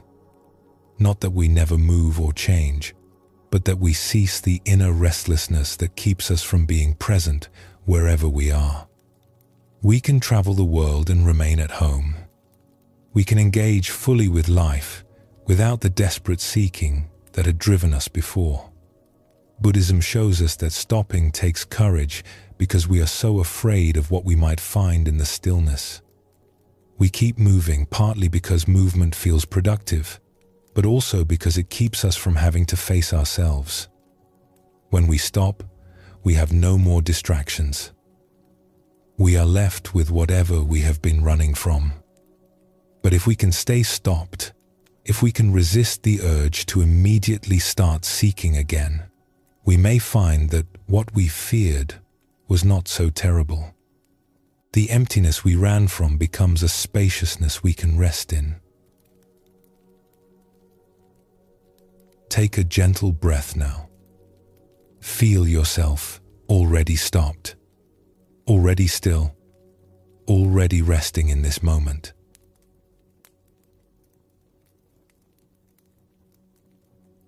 There is a teaching at the heart of Zen that seems almost too simple to be true. It says that what we are seeking, we already have. The peace we long for is already present. The wholeness we chase is already here. We are not broken beings who must be fixed. We are complete beings who have forgotten our completeness. The Buddha taught that our true nature is not something we must create or earn. It is what we are when we stop adding layers of confusion on top of it. Like the sun behind clouds, it has never gone anywhere. The clouds may be thick, the sky may seem dark, but the sun continues to shine. Our seeking is often just more clouds, more layers between us and what was never lost. Buddhism calls this our original nature, our Buddha nature. It is not something special or rare. It is the most ordinary thing in the world, so ordinary that we overlook it constantly. We look for awakening in extraordinary experiences, in peak moments, in special states of consciousness. Meanwhile, the simple awareness that is reading these words, that is breathing this breath, that is resting here right now, is itself what we have been seeking. Zen masters point to this again and again. They use words and stories and sometimes silence, all trying to help us see what is already in plain sight. The recognition they point toward is not complicated. It is simply noticing what has always been here, what we have always been, beneath the noise of seeking and the fog of confusion. Let us explore a story that shows this truth. In a mountain village where the winters were long and the summers brief, there lived a man named Tahoe who had left home as a young man to seek wisdom. He had felt the hollow place inside him, the sense that something essential was missing, and he had gone out into the world to find what would fill it. He traveled for many years. He studied with teachers in distant cities. He practiced meditation in remote monasteries. He read the ancient texts and debated their meanings with scholars. He accumulated knowledge and experiences, always hoping the next teaching would be the one that finally completed him. Some of what he learned was valuable. He gained discipline and focus. He developed compassion for others who were suffering. He understood things about the mind and about life that he could never have grasped had he stayed in his small village. The years of seeking had not been wasted, but the hollow place remained. No matter how much wisdom he gathered, no matter how many teachers praised his understanding, something still felt incomplete. He began to wonder if the problem was with him.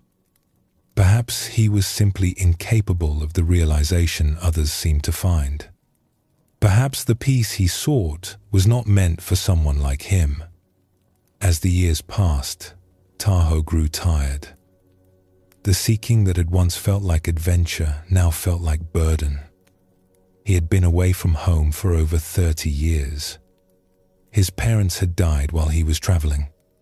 The village of his childhood existed now only in memory. One autumn, feeling old in a way that had nothing to do with his body, Tahoe decided to return home. He did not expect to find anything there. He simply wanted to see the place where he had started before he was too old to make the journey. The road back was long. He walked through landscapes that had once been familiar and now seemed strange. He passed through towns where he had stopped as a young man, full of hope and questions. Now he passed through them quietly, expecting nothing, seeking nothing. The fire of his search had burned down to embers. When he finally reached his village, he barely recognized it. The houses seemed smaller than he remembered. The streets he had walked as a child were narrower, shorter. The great mountain that had loomed over his childhood was just a mountain. Everything had shrunk, or perhaps he had simply grown. He found the house where he had been born. It was occupied by a family he did not know. They looked at him with curiosity when he explained who he was, then invited him to sit in the small garden where he had played as a boy. Tahoe sat on a wooden bench beneath an old pine tree. He remembered this tree. He had climbed it as a child, had sat beneath it on summer evenings, had carved his name into its bark. The carving was still there, weathered and grown over, but visible if you knew where to look. He sat for a long time, feeling the afternoon sun on his face, listening to the sounds of the village, smelling the familiar scents of pine and wood smoke, and the particular quality of mountain air he had not smelled in 30 years. And something strange began to happen.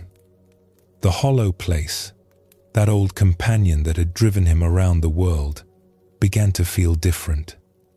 It was still there, but it no longer felt like emptiness. It felt more like space, openness, room for the afternoon light and the pine scent and the distant sound of children playing. He realized he was not seeking anything. For the first time in 30 years, he was simply present, not looking ahead to what might complete him, not analyzing his experience for signs of enlightenment, just sitting on a bench in the village where he was born, an old man returning home. A neighbor who remembered his family came to speak with him. She was elderly now, white-haired and slow, but her eyes were sharp. "You went away to find something," she said. It was not a question. "Yes." "And did you find it?" Tahoe considered the question carefully. He thought about all the teachers and teachings, all the practices and insights, all the years of seeking. "I found many things," he said, "but not the thing I was looking for." The old woman nodded as if this did not surprise her. She sat down beside him on the bench, moving slowly, her joints stiff with age. "My husband was like you," she said. He felt that something was missing. He talked about leaving to find it. But we had children, and the farm needed tending, and there was never a good time to go. He spent his whole life here, doing ordinary things, working the land, raising our children, growing old. She looked at Tahoe with something like gentle amusement. "A few years before he died, he told me something. He said he had finally found what he had been looking for." I asked him where he found it. "Do you know what he said?" Tahoe shook his head. He said, "It was here all along. I just stopped looking for it somewhere else." She let the words settle between them. He did not travel anywhere. He did not study with teachers or read ancient books. He just lived his life, and somewhere in the living of it, he found what he needed. Or maybe he realized he had never lost it. Tahoe felt something shift in his chest, a loosening, a releasing of something he had carried for so long he had forgotten he was carrying it. "I have spent 30 years searching," he said quietly. "I have gone everywhere looking for what was here all along." "Perhaps," the old woman said, "or perhaps you needed to go everywhere before you could see what was here. The searching was part of finding." You could not have sat on this bench as a young man and understood what you understand now. You had to leave so you could return. She stood up slowly, preparing to go about her day. But now you are home. And what you were looking for, whatever it was, is here. It has always been here. It was waiting for you to stop looking elsewhere. Tahoe stayed in the village. He found a small house at the edge of town, not far from where he had been born. He lived simply, helping neighbors when they needed help, sitting in his garden in the evenings, watching the seasons turn. The hollow place did not disappear, but it no longer drove him. It had become something else, something he could rest in rather than run from. The seeking had stopped, and in the stopping, he found he already had what he had been seeking. He thought often about what the old woman had said, that her husband had found everything without going anywhere, that the searching might have been necessary, but not in the way Tahoe had thought. He had believed he was accumulating something, building toward realization, but what had actually happened was a wearing away. The seeking had exhausted itself, and in its exhaustion, what was already present could finally be seen. He began to notice things he had overlooked in all his years of seeking. The way morning light came through his window, the taste of simple food eaten slowly, the sound of rain on the roof at night. These were not new experiences. They had been happening his whole life. But he had always been too busy looking for something else to fully receive them. He realized that presence itself was what he had been seeking. Not a special state, not a mystical experience, just the simple act of being fully here with whatever was happening. This had been available to him at every moment of his life. But he had been so convinced that what he needed lay somewhere ahead that he had missed it entirely. The villagers grew accustomed to seeing the old traveler sitting in his garden or walking slowly through the streets. Some thought he was strange. Others sensed something in him they could not name, a quality of settledness that made them want to sit with him a while. One morning, sitting beneath the pine tree in the garden of his childhood home, Tahoe laughed out loud. The family who lived there now looked at him curiously through the window. He waved to reassure them he was fine. He was laughing because he finally understood the joke. He had traveled the world looking for home and had been home the entire time. He had sought completion and had always been complete. The seeking itself had been the only thing missing, the only thing that had made him feel incomplete. When the seeking stopped, completeness remained. It had never been anywhere else. This story shows us the beautiful irony of the spiritual search. Tahoe needed to seek in order to stop seeking. He needed to exhaust the outward journey before he could arrive where he had always been. The 30 years were not wasted, but they did not give him what he sought. They simply wore down his belief that what he sought was somewhere else. Zen teaches that this is often how awakening happens. We search until we cannot search anymore. We try every path, consult every teacher, accumulate every insight, and then, exhausted, we stop. We come home, and we find that home was never lost. We were simply too busy looking elsewhere to notice it. The Buddha spoke of this as recognizing our true nature, not creating it or achieving it or earning it, just recognizing what has always been here. Like a wave searching the ocean for water, we seek what we already are. The search ends not when we find something new, but when we see clearly what was present all along. Buddhism shows us that we are already whole. Not will be whole someday, not can become whole with enough effort. Already whole, right now, as we are. This does not mean we have no room to grow or learn or change. But our essential nature, the awareness that is reading these words, is already complete. It does not need fixing or improving.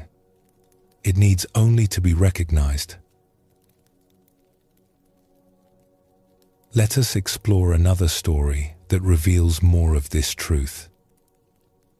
In a valley known for its fertile soil and abundant harvests, there lived an old gardener named Shin who had never left his small plot of land. He had been born in the cottage beside his garden. He had worked the same soil his whole life. He knew every corner of his few acres the way other men knew the faces of their families. People sometimes felt sorry for him. Travelers passing through would look at his simple life and assume he must feel trapped. Merchants would tell him about the great cities they had seen, the wonders of distant lands, the excitement of lives larger than his small garden. They assumed he must wish for something more. But Shin did not seem to wish for anything. He would listen to their stories with genuine interest, ask questions about the places they had been, then return to his weeding or pruning with a contentment they found puzzling. He did not seem diminished by his small life. If anything, he seemed more at peace than the travelers who had seen so much more of the world. Over the years, word spread about the old gardener who radiated a particular kind of stillness. People began to visit him, not to buy vegetables but to sit in his presence. They came with questions about life and meaning and how to find peace. Shin would usually shrug and offer them tea, unsure what they expected from him. One autumn, a young man named Kei arrived at Shin's garden. He had been traveling for several years, seeking wisdom, feeling the familiar ache of something missing. He had heard about the peaceful gardener and had come to see for himself. He found Shin kneeling in the dirt, carefully transplanting seedlings. The old man looked up and smiled, but did not stop his work. "I have come a long way to see you," Kei said.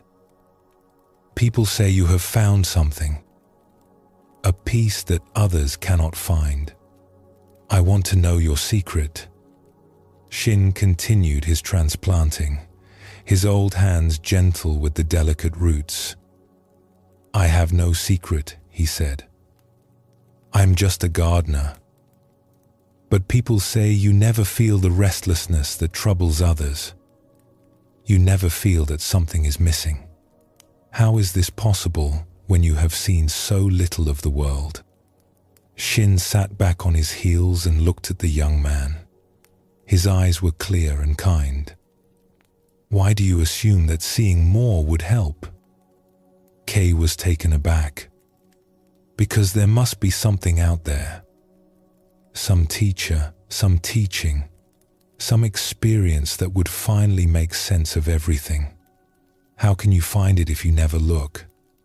Shin picked up another seedling and examined its roots.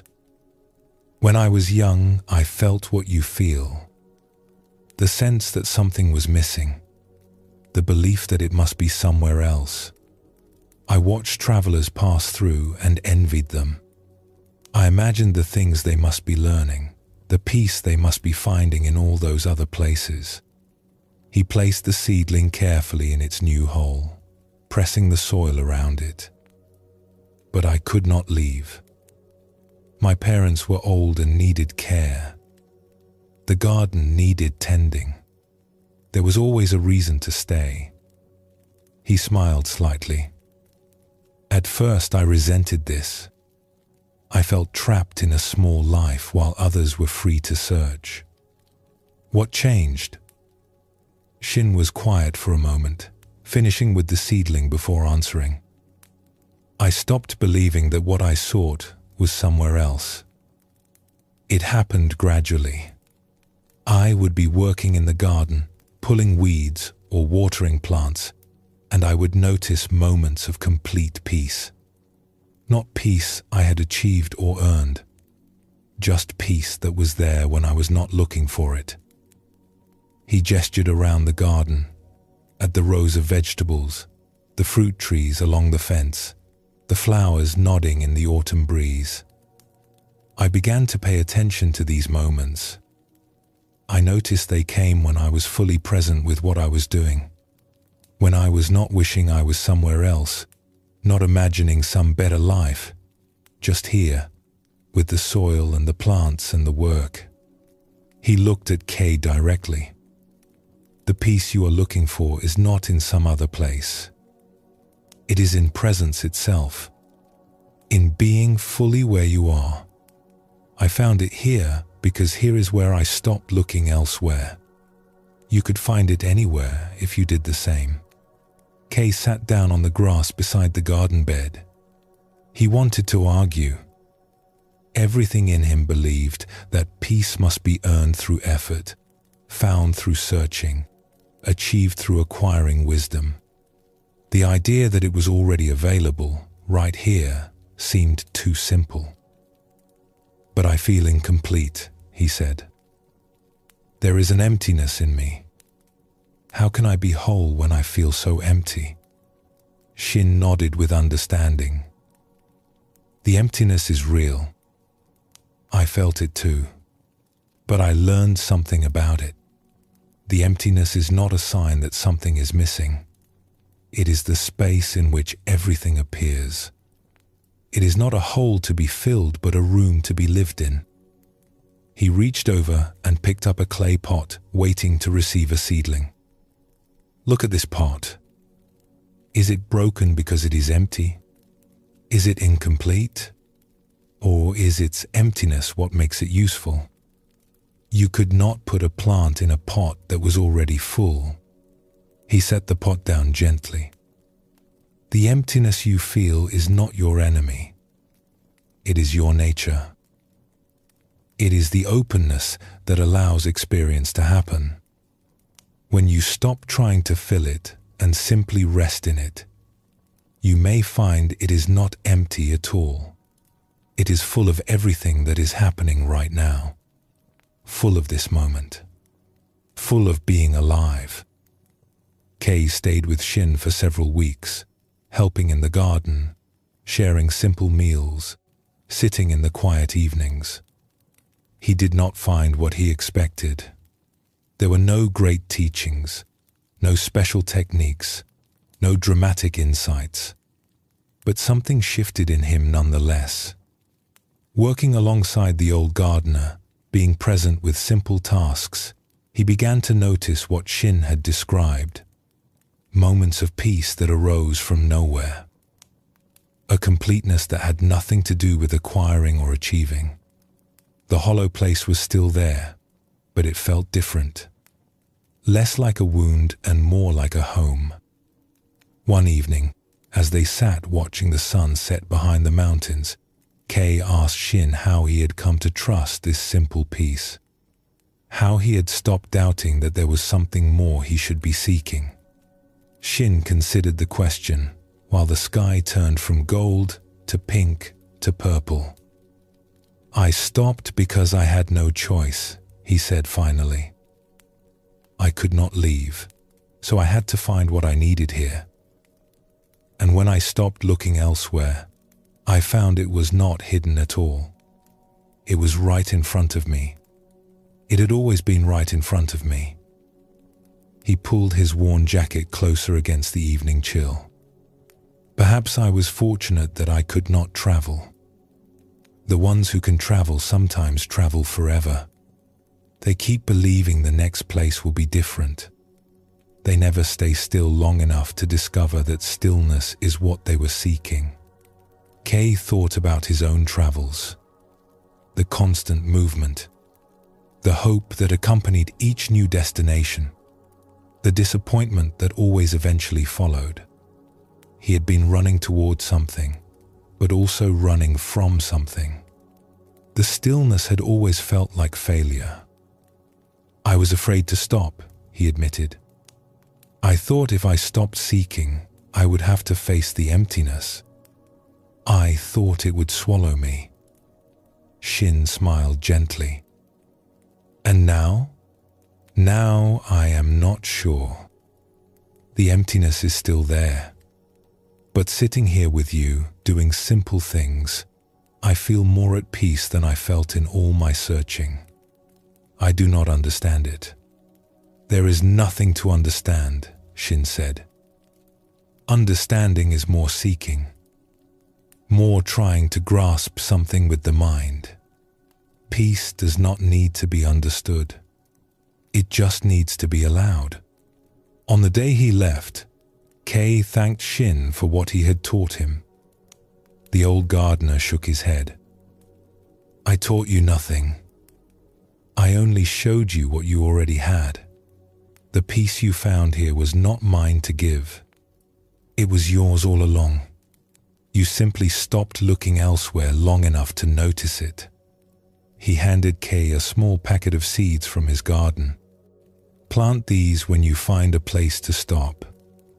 Not as a way to find peace, but as a way to practice presence. Watch them grow. Give them what they need. Be with them without wanting them to be anything other than what they are. This is all the teaching I have to offer. Kei traveled on, as he felt he must. But he was not the same man who had arrived. He no longer sought peace as though it were hidden somewhere ahead. He practiced what Shin had shown him, being present wherever he was, resting in the emptiness instead of running from it. The search continued in a sense, but the desperation was gone. He had discovered that what he sought traveled with him. It had never been anywhere else. Zen teaches that the recognition of wholeness does not require special conditions. Shin found it in a small garden. Others have found it in monasteries, in marketplaces, in the midst of ordinary lives. What matters is not where we are, but how we are. When we stop insisting that completeness lies elsewhere, we can recognize it here. The Buddha taught that all beings possess Buddha nature. Not some beings, not the special or the advanced or the spiritually gifted. All beings, including you, including the person listening to these words right now. This nature is not something to be attained. It is what we are before we add anything, before we seek anything, before we believe that something is missing. Buddhism shows us that the hollow place is not a flaw in our being. It is an essential part of our nature, the spaciousness in which experience unfolds. When we make peace with it, when we stop trying to fill it with achievements or acquisitions or even spiritual experiences, we discover it was never really empty. It was simply waiting for us to rest in it. Take a gentle breath now. Feel yourself complete in this moment.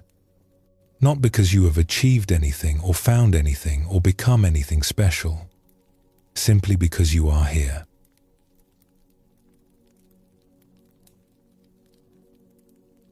We have traveled far together tonight.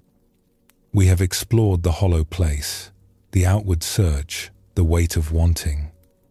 We have seen how seeking can become its own obstacle, how stopping opens doors that striving keeps closed. We have glimpsed the truth that what we seek is already here, already present, already who we are. Now we come to something important, something that ties all of this together. Zen teaches us that the feeling of something missing, the restlessness that brought you here tonight, is not a problem to be solved. It is the beginning of awakening. It is the first stirring of something in you that knows there is more to life than what you have been settling for. This knowing is precious. It is the seed from which everything grows. The Buddha honored this restlessness in himself. He did not dismiss it as weakness or ingratitude. He followed it. He let it guide him away from a comfortable life towards something truer. The hollow place was his teacher, showing him that palaces and pleasures could not satisfy what was really asking to be met. Buddhism shows us that every seeker begins with this same feeling. The sense that something is missing is the beginning of the path, not evidence that we have strayed from it. It is what brings us to the teachings, to the practices, to the quiet moments when we finally stop and listen. Without it, we would never begin. Without it, we would remain asleep, comfortable, but not truly alive. Tonight, whatever brought you here, whatever restlessness or longing led you to these words, honor it. It is your own wisdom calling you home. Let us explore a story that shows this truth. In a village where the river met the sea, there lived a woman named May who had felt different from others for as long as she could remember. As a child, she would sit apart from the other children, looking at the horizon, feeling a pull towards something she could not name. Her mother would find her staring at the stars and ask what she was thinking. May could never explain. There were no words for the feeling inside her. As she grew older, the feeling did not fade. If anything, it deepened. She went through the motions of ordinary life. She learned her family's trade, mending fishing nets. She made friends, attended festivals, did what was expected of her. But underneath it all, the restlessness continued. A quiet voice asking if this was all there was. A longing for something more that she could not define. She told no one about this feeling. She was afraid they would not understand. She was afraid they would tell her she was ungrateful, that she had a good life and should be content with it. So she kept the restlessness hidden, carrying it like a secret weight. By the time she reached her 30th year, the weight had grown heavy. The gap between her outer life and her inner experience had widened until she felt like two people. One who smiled and worked and said the right things. Another who lay awake at night, aching for something that had no name. One autumn, an old woman came to the village. She was a traveler, a storyteller, who wandered from place to place, sharing tales and teachings. The villagers welcomed her, curious about the world beyond their small corner of the coast. May listened to the old woman's stories with the others. Tales of distant lands, of seekers and sages, of ordinary people who had found extraordinary peace. Something in these stories stirred the restlessness in May more strongly than ever. She found herself weeping without knowing why. After the gathering, when others had gone home, May lingered. The old woman noticed and invited her to sit. "You carry something heavy," the old woman said. It was not a question. May felt the walls she had built begin to crumble. "I have always felt that something is missing," she admitted. "Even when my life is good, even when I have everything I need, I feel incomplete. I have never told anyone. I was afraid they would think me ungrateful or strange." The old woman smiled gently. "You are not strange. You are awake. Or rather, you are beginning to awaken. The feeling you describe is the first sign that something in you is ready to grow." May was confused.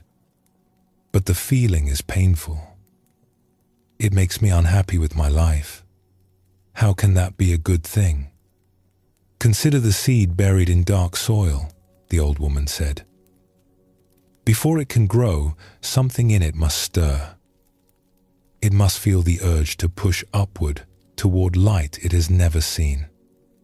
This stirring might feel like discomfort to the seed.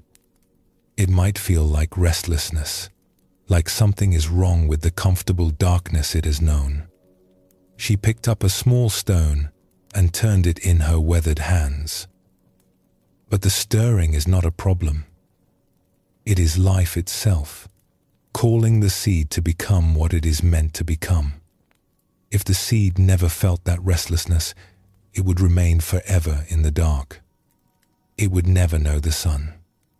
May felt something shift in her chest. You are saying my restlessness is natural? That it is not a sign that something is wrong with me? I am saying it is the most right thing about you. It is your deepest wisdom, telling you that you are meant for more than just going through the motions. Most people push this feeling away. They distract themselves. They stay busy. They tell themselves they should be satisfied with what they have. But the feeling does not go away. It waits, patiently, for them to listen. The old woman set down the stone and looked at May directly. You have been listening all your life, even when you did not know what you were hearing. The restlessness has been your teacher, showing you that ordinary satisfactions cannot touch what is really asking to be met. This is not a curse. It is a gift. It is the beginning of a journey that most people never take because they are too afraid to feel what you have been feeling. May sat with this for a long moment. All her life, she had treated the restlessness as an enemy, as evidence that something was broken in her. Now this stranger was telling her it was the most precious thing she carried. "What do I do with it?" she asked. "How do I follow where it leads?" The old woman laughed softly. "You are already following. You stayed behind tonight while others went home. You spoke the truth that you have hidden for years. You are asking questions that take courage to ask. The journey has already begun." She stood up slowly, preparing to move on to wherever her wandering would take her next. Do not try to fix the restlessness or make it go away. Let it guide you. Let it ask its questions. Let it show you what needs attention in your life. It knows things your thinking mind does not know. It feels the direction of home even when your eyes cannot see the path. She placed her hand briefly on May's shoulder. The feeling of something missing is not the problem. It is the solution. It is what will save you from a life half-lived. Honor it. Follow it. It has been waiting a long time for you to trust it. May watched the old woman walk away into the darkness. She sat alone by the dying fire for a long time, feeling the restlessness in her chest. But it felt different now. Less like a wound and more like a compass. Less like evidence of brokenness and more like a call. In the days that followed, May began to live differently. She stopped trying to push the feeling away. When it arose, she let it be there, let it speak. She began to ask what it was pointing toward, what it was asking for. She did not have answers yet, but she was listening in a way she never had before. She noticed that the restlessness grew stronger in certain moments.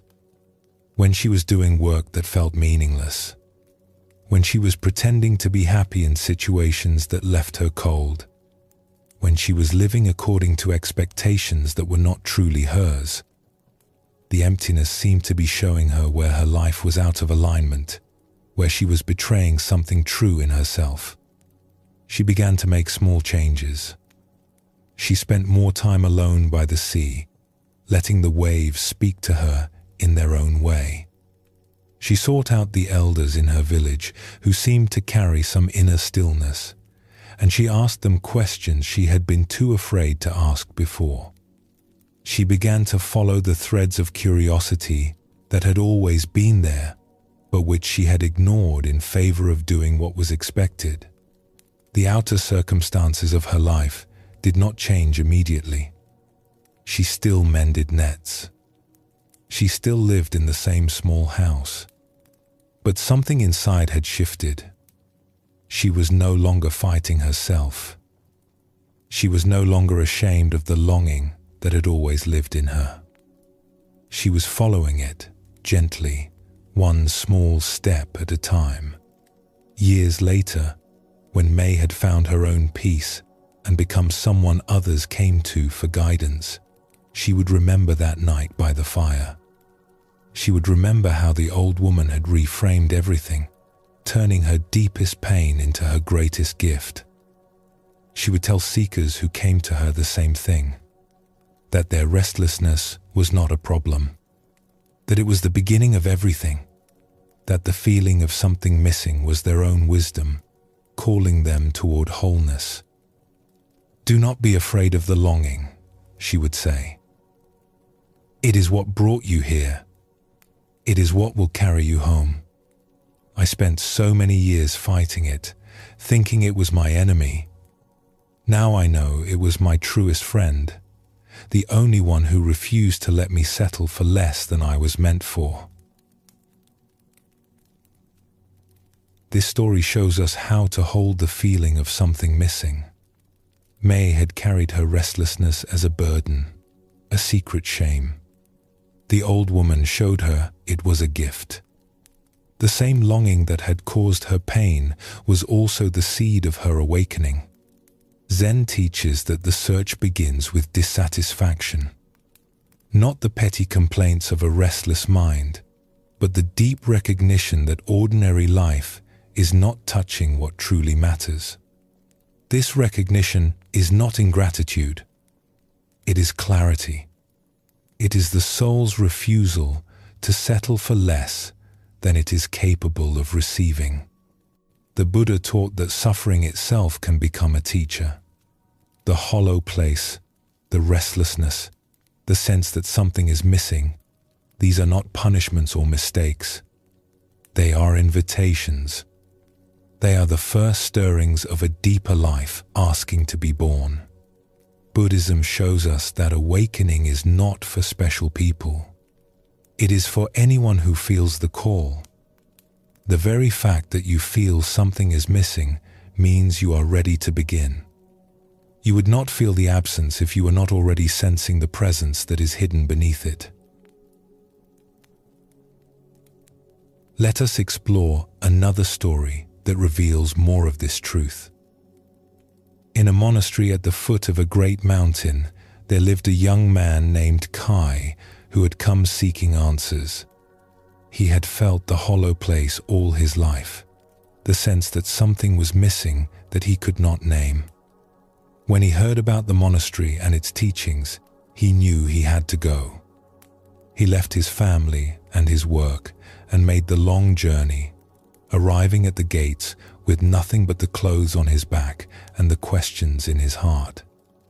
The head of the monastery, an old teacher named Master Udo, met with each new arrival personally. When Kai was brought before him, he looked at the young man for a long moment without speaking. "Why have you come?" he finally asked. Kai tried to find the right words. "I have always felt that something is missing. I have tried to be content with ordinary life, but I cannot. There is an emptiness in me that nothing fills. I thought perhaps here I could find what I am looking for." Master Udo nodded slowly. "And this emptiness, this feeling of something missing, how long have you carried it?" "As long as I can remember. Since I was a child." "Have you tried to make it go away?" "Many times. I have tried to ignore it, to distract myself, to convince myself I should be satisfied with what I have. Nothing works. It always returns." Master Udo smiled slightly. "Good." Kai was surprised. "Good. I thought the feeling was the problem. I thought I came here to be rid of it." "Many people think this," the old teacher said. They believe the goal is to finally feel complete, to fill the emptiness once and for all. But this is a misunderstanding. The emptiness you feel is not the problem. It is the doorway. He gestured for Kai to sit across from him on the simple mat. Let me ask you something. If you had never felt this emptiness, would you be here right now? Kai thought about this. No, I suppose not. I would still be at home, living an ordinary life. And are you glad you are here? Despite the difficulty of the journey, despite leaving everything familiar behind? Yes, Kai said without hesitation. Something in me knew I had to come. I could not ignore it any longer. That something is what brought you here. That feeling of emptiness, of something missing, was your truest guide. It refused to let you settle for a life that was not fully alive. It kept asking its question until you had no choice but to seek an answer. Master Udo picked up a small bell from the table beside him. He rang it once, and the clear tone hung in the air. This bell is empty inside. If it were solid, it could not ring. The emptiness is what allows the sound to be born. He set the bell down gently. Your emptiness is the same. It is not a lack. It is a capacity, a readiness, a space in which something new can arise. Kai felt something loosen in his chest. All his life he had treated the empty feeling as his enemy, as proof that something was wrong with him. Now this teacher was telling him it was his greatest ally. But it is painful, Kai said. The feeling of something missing causes suffering. Yes, Master Udo agreed. The pain is real. But consider what the pain is telling you. It is saying that you are not meant for half a life. It is saying that something in you knows there is more. The pain is not punishment. It is guidance. It hurts because you are trying to live in a way that is too small for who you really are. He looked at Kai with eyes that seemed to see right through him.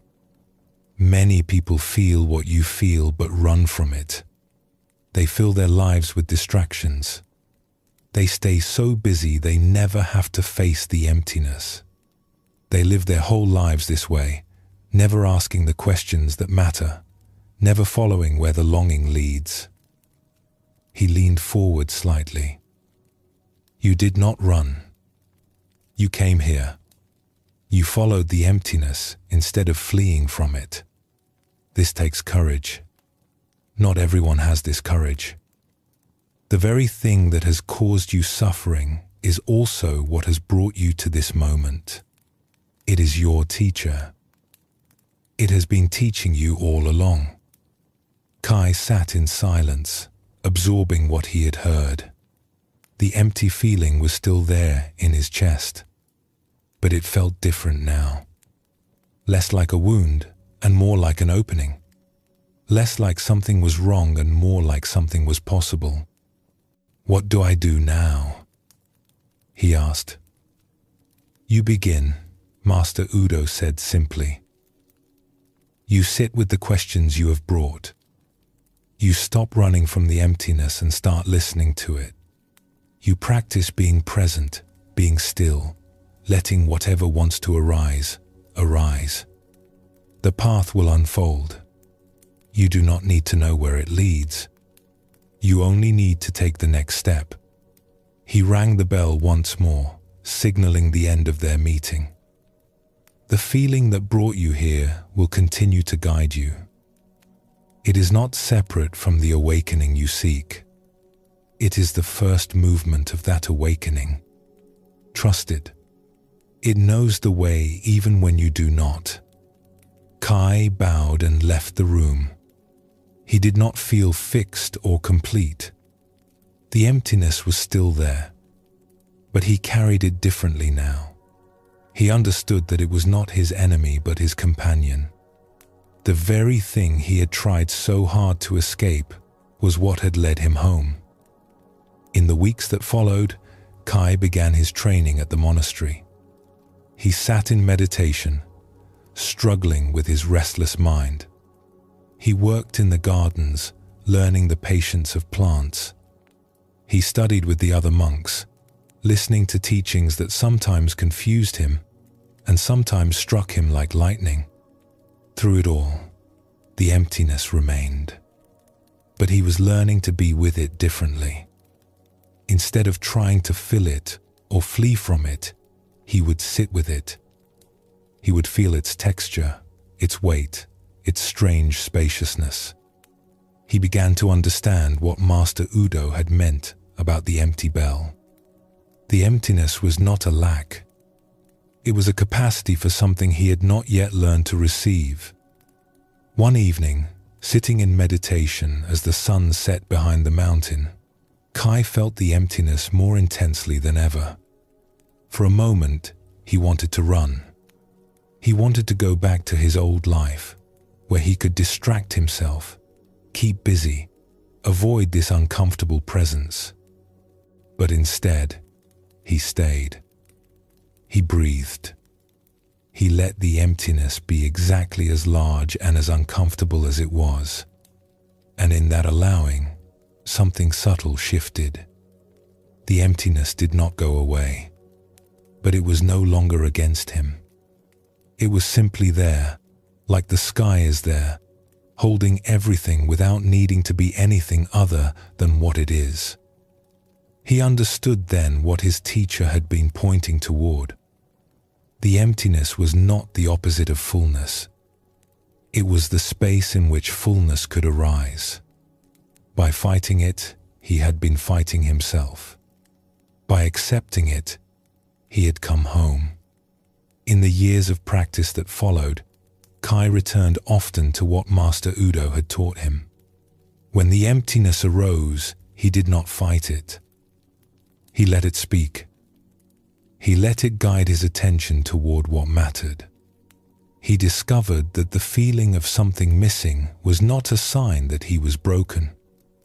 It was a sign that he was alive, fully, deeply alive in a way that refused to settle for less than truth. And when new students arrived at the monastery, feeling the same emptiness Kai had felt, carrying the same shame and confusion he had carried, he would share what his teacher had shared with him. The longing that brought you here is precious. Do not try to be rid of it. It is your own heart, calling you toward itself. It is the first step on a path that leads to everything. This story shows us the deep value of the search itself. Kai arrived at the monastery hoping to be freed from his emptiness. Instead, he was taught to honor it. The very feeling he had wanted to escape became the foundation of his practice. Zen teaches that we cannot skip the search. We cannot bypass the longing, the restlessness, the sense that something is missing. These are not obstacles on the path. They are the path. They are what shake us awake, what refuse to let us settle, what keep asking the questions that lead us home. The Buddha spent years searching before he sat beneath the Bodhi tree. Those years were not wasted. They prepared him. They showed him what did not work. They deepened his readiness for what would finally come. Without the searching, there would have been no awakening.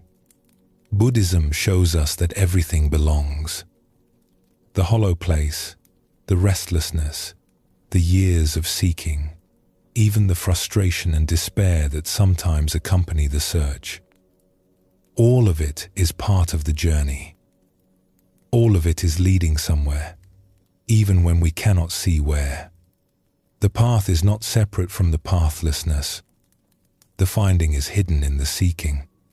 What we are looking for is looking through our eyes. Tonight, you have heard many teachings about the search. You have heard that what you seek is already here. You have heard that stopping is sometimes more powerful than seeking. These teachings are true. And yet, here you are, still feeling what you feel, still carrying what you carry. This too is perfect. You do not need to have arrived anywhere by the end of tonight. You do not need to feel complete or healed or finished. The search does not end with a single night of listening. It unfolds over time, through countless moments of presence and countless forgettings and returnings. What matters is that you have begun. What matters is that you are listening. As we come to the end of our exploration tonight, let this truth settle into you. Whatever brought you here, whatever longing or restlessness led you to these words, it is not a mistake. It is not a sign that something is wrong with you. It is the most right thing about you. It is your own wisdom, stirring from sleep, reaching toward the light. As we come to the end of our time together tonight, let yourself settle even more deeply into rest. We have explored the feeling of something missing, that quiet ache that visits us in still moments. We have seen how we search outward for what can only be found within. We have felt the weight of wanting and discovered how seeking itself can become the obstacle. We have found the courage to stop and glimpse the truth that we are already whole, and we have honored the search itself. The restlessness that brought you here tonight is not your enemy. It is the first stirring of awakening, your own wisdom calling you toward home. You do not need to remember all of this. The stories and teachings have done their work, settling into you like seeds in quiet earth. In their own time, in their own way, they will grow. For now, there is nothing more to do. The thinking mind has heard what it needed to hear. It can rest now. Let it rest. Let the thoughts come and go like clouds passing through an empty sky. You do not need to follow them. You do not need to push them away. Simply let them be, and let yourself be. Your breath continues on its own. Your heart beats without your direction. Life is living itself through you, as it always has. You can trust this. You can rest in this. The hollow place may still be there, and that is fine. It is not a problem to be solved tonight. It is a companion on a journey that continues long after these words have faded. For now, simply rest. Simply be. You are exactly where you need to be. Sleep well, and thank you for joining us here at Sleepy Monk.